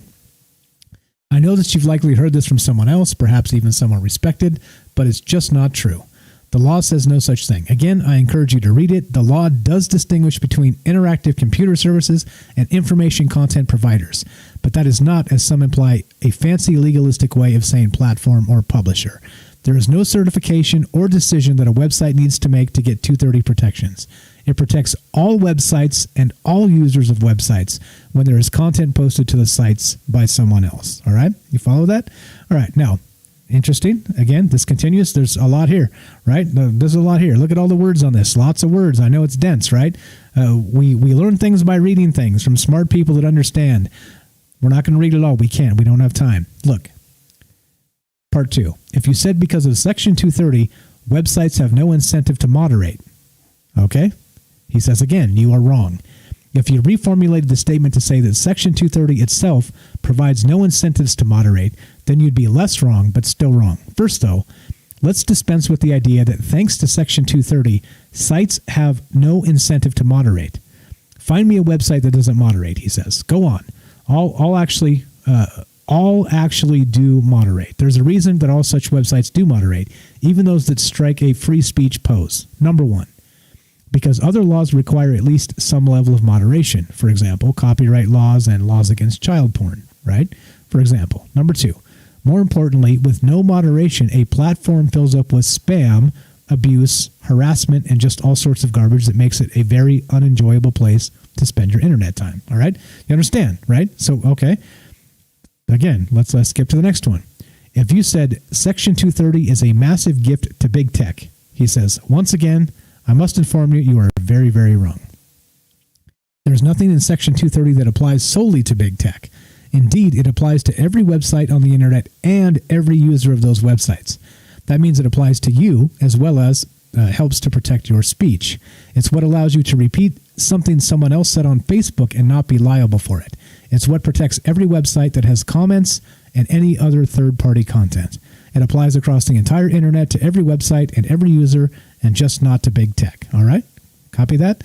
All right. See, again, very smart, very, very well thought out. Again, he's spending too much time telling people on the internet they're wrong. So one article, we get it all in the same thing. And so we're able to read it and talk about it, right? Here he goes. He continues. If you said a site that has a political bias is not neutral and thus loses its Section 230 protections, he says, I'm sorry, but you are very, very, very wrong. Perhaps more wrong than anyone saying any of the other things. First off, there is no neutrality requirement at all in Section 230. All right? You catch that? Section 230. No neutrality requirement. All right? Seriously, he says. Read it. And here it is. Here it is. Read it. I'm going to link it, and you guys can also read it yourself if you prefer, and you can actually see what's going on with this. Now, this is important, right? This shit is important. The details of these things are critically important. And that's why we're talking about it. All right? Now, there's the actual code itself, right? 47 U.S. Code 230, protection for private blocking and screening of offensive material. All right, here we go. Now, he says, let's see. Okay, so I put it, there's no neutrality requirement. Okay, he says, if anything, it says the opposite. It says that sites can moderate as they see fit and face no liability. This myth is out there and persists because some politicians keep repeating it. But that's wrong and the opposite of truth. Indeed, any requirement of neutrality would likely raise significant First Amendment questions, as it would be involving the law and editorial decision making. Right. So again, this is not even a 230 argument anymore. This becomes an antitrust argument, right? It becomes an argument of monopoly. It becomes an argument of a company that's too big to really take direction from the government anymore. They can do whatever the fuck they want, and they can cut out any number of people they want at any given time on a whim. That's what we're dealing with. Very little of this Section 230 has anything to do with that. It applies to you. It applies to me. It means that you listening to me right now, let's say I was a terrorist talking about doing terrible terrorist things, and you here listening to me right now would not hold YouTube or Facebook or yourselves liable for that. I would be liable for that, right? Like they would be able to come after me and not you. You understand? Like there's a big distinction here. And these are the things we need to know about. So we need to be angry about the way that these things are done and carried out, but we need to be angry in the right ways and at the right people.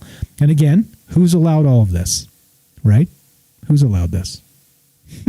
The government, Congress. It's the same thing with the tax code. Who's allowed this? Who's allowed healthcare to take a shit and fall off a cliff? The government. Who's allowed all of these terrible things that we're always bitching and moaning about? At least that I am. The government. They've allowed it. They've allowed it. Even though they say, oh, it's a massive bureaucracy and we have to move really slow and drag our feet. Let's see what happens when they want to get shit done. TikTok, Nancy Pelosi, you're on the clock. If you pull an impeachment in 6 days, you're all full of shit. This is all a big fucking mirage. All right, here we go. If you said Section 230 is why there's hate speech online, he says, oops, you're either the New York Times or very confused. Maybe both. The First Amendment protects hate speech in the U.S. Elsewhere, not so much. Either way, it has little to do with Section 230. You check that? The First Amendment protects hate speech in the U.S. You check that? You check that, right? I'm not saying go out and sling some hate speech because it's cool. I'm saying it's protected, right? Which is, again, the First Amendment argument. The cancel culture folks, culturers, did I say culturers? Holy shit, that's not even a word. The cancel culture, folks. Holy shit. Look, when you get to the point where you're just making up words, maybe it's time to stop. But that's okay because we're about to stop. We're about to finish here. I want to hear from you, though. Look, we had two calls from the same dude. You need to call in. What do you think about the show? I want feedback. Is this more shit you want to hear? Or should I just stop entirely? Should I say, fuck it, nobody wants to call me, I'm out. I'm going to go watch a ball game instead. I want to hear from you. Yes, I'm shaming you. This is cancel culture in real time. I'm talking to you. 702-957-1037. And I'm just kidding. Discord, troubledminds.org. Do the things. We're talking about Section 230 of the Internet Decency Act. All right. Now, again, so if you said Section 230 means these companies can never be sued, I regret to inform you, you're wrong. Internet companies are sued all the time. Section 230 merely protects them from a narrow set of frivolous lawsuits in which the websites are sued either for the content created by others or in cases where they're being sued for the moderation choices they make, which are mostly protected by the First Amendment anyway. All right. So basically 230 says that instead of going through long litigious garbage, they're able to just dismiss it. It's like a shortcut to say, no, you can't hold this person responsible for the shit they host. Like that was from some other knucklehead posted some shit on their website. Otherwise, again, think about the world without 230. 230 is a good thing, guys. Does it need to be amended? I think so. I think they need to put a couple little squeaks in here to make sure that this shit doesn't happen. But what can you do, right? What can you do? Anyway, look, I'm going to just scroll through the rest of this article. You see, how much did you learn about all this in like 10 minutes? Right? Actually, this actually is almost over. I thought this was going to be like a huge... These are all the comments. The comments are good too. But okay. So this is... let's finish it then. We're at time-wise, we're good. Okay. We're just about done. If you said Section 230 gives websites blanket immunity, the courts have made it clear this is not the case at all. In fact, many cases have highlighted situations in which Section 230 does not apply, from the roommates case to the AccuSearch case to the Doe v. Internet Brands case to the Oberdorf versus Amazon case. We see plenty of cases where judges have made it clear that there are limits to Section 230 protections, and the immunity conveyed by Section 230 is not as broad as people claim. All right, there you go. All right. If you said Section 230 is why big internet companies are so big, you are again incorrect. As stated earlier, Section 230 is not unique to big internet companies, and indeed, it applies to the entire internet. That means troubledminds.org, our tiny little website, it applies to us too. If you post something on there that's terrible, you can't equate it to me and say, that Michael Strange is hosting this shit. He's the asshole. Sue him. Get him. No, somebody else posted it. Final thing. If you said, if all this stuff is actually protected by the First Amendment, then we can just get rid of Section 230. He says you're still wrong, though perhaps not as wrong as everyone else making these bad takes. Without Section 230 relying solely on the First Amendment, you still open up basically the entire internet to nuisance suits. All right? Section 230 helps to get cases dismissed early, whereas using the First Amendment would require lengthy and costly litigation. 230 does not rely strongly on the first, does rely firstly on the First Amendment, but it provides a procedural advantage in getting vexatious, frivolous, nuisance lawsuits shut down much faster than they would be otherwise. There you go. There's more shit than you ever wanted to know about Section 230 of the Communications Decency Act. But does that mean that it needs to stay the way it does? I don't know about that. I think that given the abuse, like I said, maybe it's not a Section 230 argument. Maybe the argument we're having here is an antitrust argument, an argument about monopolies, an argument about executives too big to jail, you know, and where I don't want to get this wrong and make you think that Michael Strange said to go arrest Jack from Twitter. It's not what I fucking said, all right? If anybody's trying to make that take and run it to whoever, and that's not what I said. I said China isn't doing this shit, and they made this dude disappear, all right? Whether he escaped or whether he's in a dark room right now, we don't know yet. That remains to be seen. But they made this dude, the richest dude in China, disappear, and they are restructuring the shit out of his companies, and they're going at him with monopolistic antitrust suits, all right? Now, I'm not saying we should be China. Far from it. What I'm saying is the government has allowed these companies to become too big. And these companies now run the country, and look what happened today. They removed the sitting president from social media. And then people freaked out, and they flooded to Parler, an alternative. And then two bigger companies, the big fish in the lake, flexed their muscles and ran people off of Parler, right? They're like, oh, well, congratulations, you can't even download it from our app stores anymore. By the way, everybody uses an Apple phone or an Android to the 99th percentile, but fuck off, right? You don't say the things we want you to say, and you cannot hear them. Do you understand? We have a problem here. There's a serious problem here. It has nothing to do with the orange man and your political take on that guy. I don't care. There's a much larger conversation here. And as you know, that's why we do it. That's why we do it in this format. And that's why we do these things. That's why we, again, I'm not a journalist. I'm not a pundit. Well, maybe sometimes. I'm just a dude. I'm an asshole on the internet with a microphone. Do you understand? But how come you come here and you learn a bunch of shit you've never heard before? Why? Why? Explain to me that. I'll tell you why. Because the people out there, the mainstream media and the powers that be, don't want you to know these things. Because you see how inconvenient they are. When you talk about Al Gore and the inconvenient truth, it's a lot bigger than his shitty little movie. Let me tell you that. So, all right, we're done. Got a couple minutes left. Looking for you guys to call, want to take or not. Listen to this again. Go back. Hear what we're talking about right now. There's a lot here. And if you think they'll squelch a sitting president, if you think they'll stop there, they've crossed some lines today. The technocrats, big tech, right? The government. There's some shit, and again, Donald Trump too. All of it, right? Again, there's a lot of shit here to think about and to talk about. But again, frame it in another way, you're on Sean Hannity, right? Or Don Lemon. Frame it this way and ask you to make up your own mind, and you're wallowing at the bottom of YouTube. You see? You think I'm any less good as a presenter than these assholes? You think I'm any smarter or less smart than these assholes? I don't know. Maybe, maybe not. But you tell me. Is it about the message? Is it about the brainwash? Yeah, there's a lot of answers here. But I don't have them. Maybe you do. And so again, right, the way these conversations go, I don't bring you answers, I bring you those questions. And hopefully, if I can't change the world one day, I can inspire the person who does. Or I can tell you the things we talked about tonight, and you can go inspire the person who does. You see? There are effects here to talking on the internet. There are, like we've said in the past, words have power. And please be peaceful. Please don't go attack. There's no civil war. Be good to yourself. All those things, right? All those things we always say. There's no reason to be mad, okay, at your neighbor.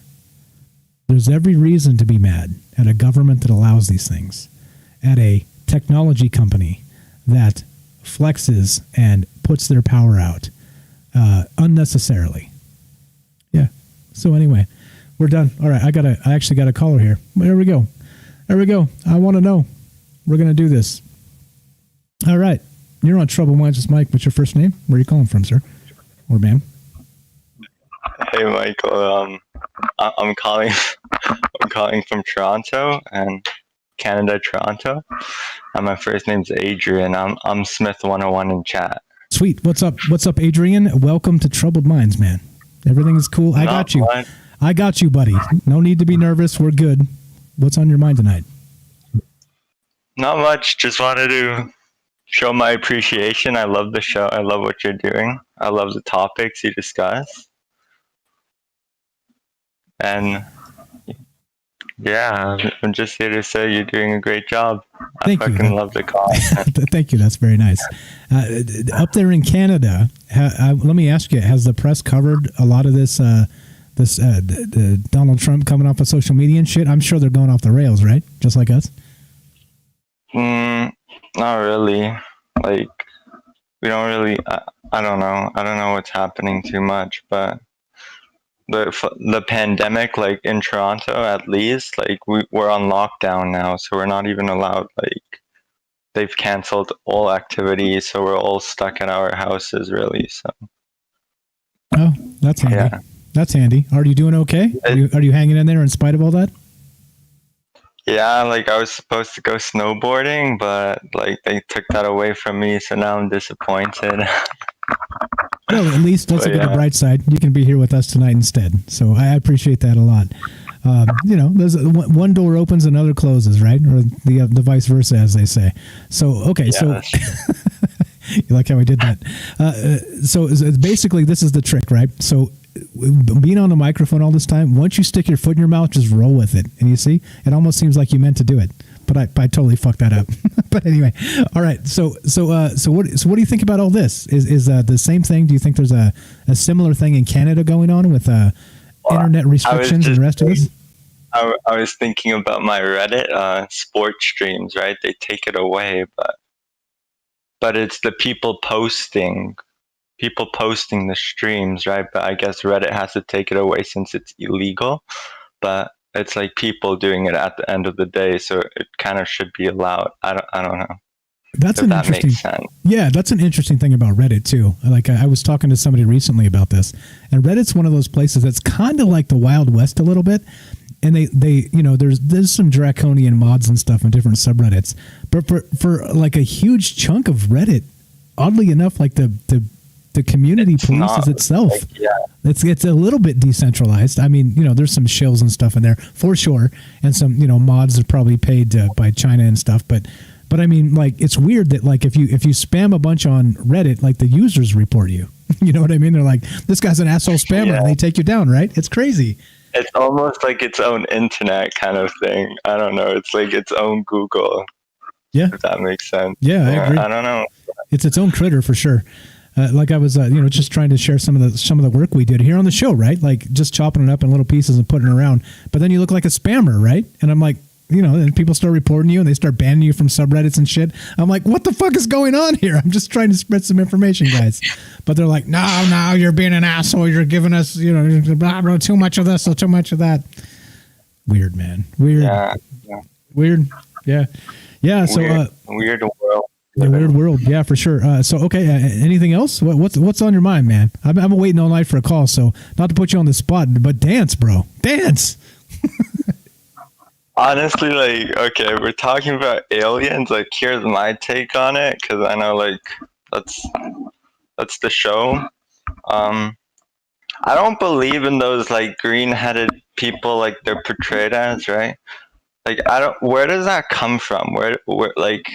What made the first image of an alien come from? Like these green, is it like the movies that did it? If that makes sense. Because like there's a new Netflix show and it's called, I don't know the name, but I'll type it in Discord. It's talking about realistic planets and aliens out there. But when I'm talking about aliens, I'm talking about like other species that look like animals, not like those green-headed alien kind of creatures that it's portrayed as. Does that make sense? Like, yeah, no, okay, so my question is like, where does this image come from? These aliens, like as the green big head things, if that makes sense. Yeah, that's a hell of a question. If you haven't checked out the show, we did one probably a week back, 10 days maybe. And we had an academic on here that was kind of making the case that alien abduction scenarios are not like a physical thing, but a kind of a subconscious shared like mythology. It's like so okay, like for instance, alien life, right? Like I made the point to him when he was talking about this that and this is one take. I don't know the answers to these things, but I'm gonna give you my best shot here. We're looking for the truth, right? Yeah, of course. So like here's the thing, right? So given like the entire universe, you wouldn't expect aliens to have 2 arms and 2 legs and like ears and a nose and shit, right? Like you wouldn't expect that. Like you would expect it to be fucking weird, like as weird as you could imagine. Like that would be alien life. And so, yeah. So where I kind of agree a little bit with the academic, his name was Logan. He was on here, and he was fantastic. He was a little bit controversial, pissed off some people in the chat. But I think that there's something to this, that given that if we try and speculate about alien life, how come so many of them end up looking like people? you know. So maybe there is some kind of like subconscious type of campfire thing that we pass on from, you know, one internet site to the next, to one generation to the next, because we're talking about, you know, they were talking about little green men that shaped like the same thing in 1940. You know what I mean? Yeah, like that's and it's so far still, removed. like, to this day, that isn't it, like, to this day there's like people still see aliens as that, and I kind of disagree on that, because I'm one of those people, I only believe it until I see it. So like I won't, like, I believe in other life, but I don't believe in like aliens walk, because I was there for I was there for one thing, and we were talking about how aliens are like, they're at the supermarket because they're disguised as humans. I thought that was funny, but like I would never believe so. I was talking about that? When was I talking about that? It was a while back ago, but we were talking about like, yeah. Okay. That doesn't sound like something I'd say, bro, but okay. Okay. I believe you. We were talking about how they were, how, like, I don't know, like, they can go to any person, like, they can't, I don't know. It was a while ago. It's okay. It's okay. It's okay. And so, again, I mean, you know, like these are many times we talk about these things. They're all thought experiments. Like I always say, there's no such thing as a UFO expert. Otherwise, they'd blow a whistle, and then the fucking UFO would show up, and the aliens would get out, and you can meet them. You know what I'm saying? There's no fucking UFO experts. No matter what anybody's out there trying to tell you, they're like, no, shut up, Michael Strange. You don't know shit about aliens and UFOs. I'm like, oh yeah, you do. Bring me one, right? Bring me one. Yeah. Come on. No. Come on. Sometimes I'm outside, I'm looking at the sky, and sometimes I hope for an alien to show up. I don't know. Yeah, don't say that. Like, don't say that, because they've had some people. Why? They could be good. No? Well, maybe. I'll tell you what, if it happens and it's good, will you call me back and tell me when you met him? I want to know. I will call you back. I'll let you know how it goes. I appreciate that. All right, so let's finish this up. Final thoughts on tonight? What do you think? Not too much. The show, it's good. I appreciate that. I appreciate you listening. Thank you for calling. Thank you for being enthusiastic. Thank you for having an open mind to discuss these things and not be like rage. You know, like they're like, if you wrong think. Nah, I'm open to all ideas. Since nobody knows the answer to these kind of things, it's like, come on. Who are you to tell Michael is wrong or he's right? No one really knows. And the beauty's in the conversation to me. So like I said, I appreciate you. I thank you for listening. Thanks for showing up. I've seen your thoughtful chat in the comments there. So definitely good stuff, man. I appreciate you. And thanks again for hanging out. Thanks again. Don't please call me back ASAP if the aliens get you. I want to know about it. I'll let you know. Okay. Nice talking to you. I appreciate it, brother. Have a great night. Thanks for being on the show. There you go. That's Adrian from Canada, guys. Easy as that, right? You join the caller queue, you call the phone number, you get on the show, and you get smart people that are interested in these things and want to talk about all the shit that's not being talked about. So here we are at the end. And like I said, there's no answers here. There are no answers. Like, there's maybe some directions we should head with some of the questions we ask, but there's no, I don't know. I don't freaking know. Should we be worried about the big tech thing? I wonder. So, talking about the election fraud that like we did tonight of 1960, I wonder if we're going to get tripped by the algorithm. This is more of a test than anything else, but it's also hopefully some interesting shit to talk about and think about. Election fraud of 1960, JFK, and I got to add this to make sure that it's appended to the into the database. JFK and Nixon. Yeah, it's widely considered to be a dirty election. Just to round this out, finish this up. Thanks, guys, for hanging out. Let's see if we got away with it. Again, thank you, Smith 101 for the call there. And let's finish this up. Let's play some outro music. This is a long ass show, and I know I've wore you guys out. You guys are not done with me yet. You think you're sick of me now? Holy shit!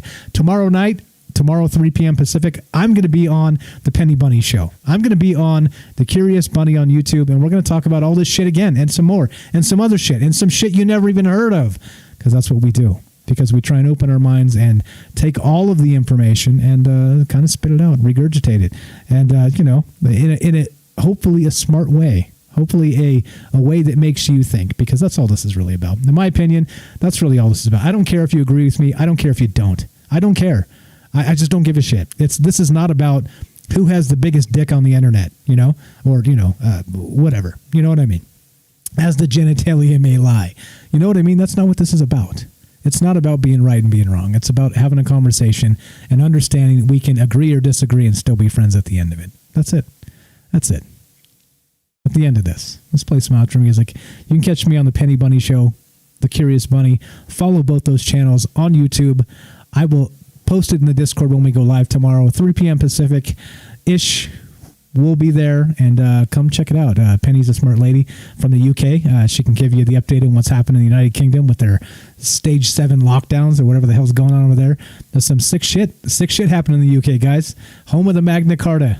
Yeah, and there's some sick shit going down in the United Kingdom. We'll talk about that and more stuff, aliens and whatever else tomorrow, as we do. But right now, you're listening to Troubled Minds Radio. If you'd like more of this, Tuesdays and Fridays, 8 p.m. Pacific, we do this show. We go 3 long hours plus, and we do it for you, meaning that you're able to call in and be part of this. And it's like I said, I've met a ton of amazing people, Penny included, from doing this show, right? And again, like we can get together without ever meeting in person. We could get together and still appreciate each other and each other's opinions, and be able to be right and be wrong together, because that's what we do. So anyway, let's finish this up. If you like this show, Tuesdays, Fridays, 8 p.m. Pacific. If you like more of this talk and you can't get enough, join the Twitch right there on the top, troubledminds.org. Click the Twitch thing. We go 5 days. Excuse me as I burp on myself. 5 days a week right there on Twitch. And you can find we do a conspiracy news show where we talk about this type of stuff, just based on the news cycle, the shit they don't want to cover. So that's what we do. Again, I'll be on Penny Bunny, the Curious Bunny, tomorrow, 3 p.m. Pacific, and it's 11 p.m. UK time, and we will do that. So please join us there. We'll see you there tomorrow. As of right now, I'm going to play some outro music and try and not choke on myself here as I drink my 3rd beer. Cheers, everybody! Happy Friday. And let's see. I guess the question is, we have an answer. We have an answer, right? Do you really think that the technocracy should be reined in at some point? I think, yeah. Ancient astronaut theorists say yes. Yes, the nondescript group of people that you don't have to actually point to, those people, right, specifically, they say yes. Anyway, we're done. You guys are the best. We are finishing this sucker up, and let's go to this outro music. Let's see, what am I playing? What am I playing here? I'm playing, how about this one? Yeah, we started with that. Let's go with this.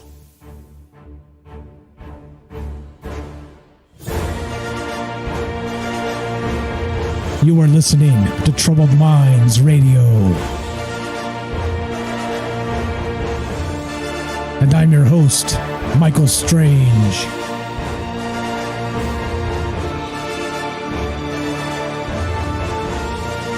Thank you for listening.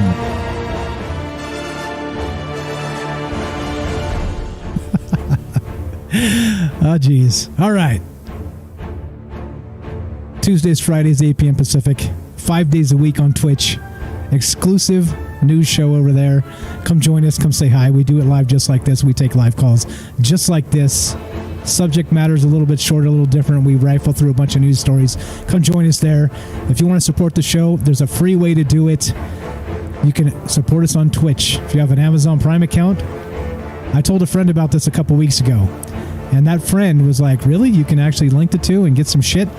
You link your Prime account with your Twitch account, and they send you free games. He did this a couple weeks ago, and he called me today. He's like, holy shit, have you seen the free games you get just from linking these two together? I'm like, no, I haven't checked. He's all, dude, there's a bunch of like really sweet shit. So there you go. Link the two together. You get free games directly from Amazon, and you get $5 a month you can send to your favorite streamer. So how about that? Thanks to Arc Platinum. Appreciate for pointing that out. I had no idea. And I'm What am I doing? I'm asking you. Humbly. Can I please be your favorite streamer? And can you please click the subscribe button on Twitch and link your Prime account and send some free money to me that you couldn't spend anyway? Because it's a perk of your Prime account. Anyway, we're done. You guys are the best. Thanks for hanging out. Come see us over there tomorrow night again. Penny Bunny, 3 p.m. Pacific, 11 p.m. UK time. 6 p.m. Eastern, we'll be there. And we're going to be doing more shows and more talking about this type of stuff. Thanks again. You guys are the best. As of right now, have a great weekend. We'll see you tomorrow. You're listening to Troubled Minds Radio. And I'm your host, Michael Strange.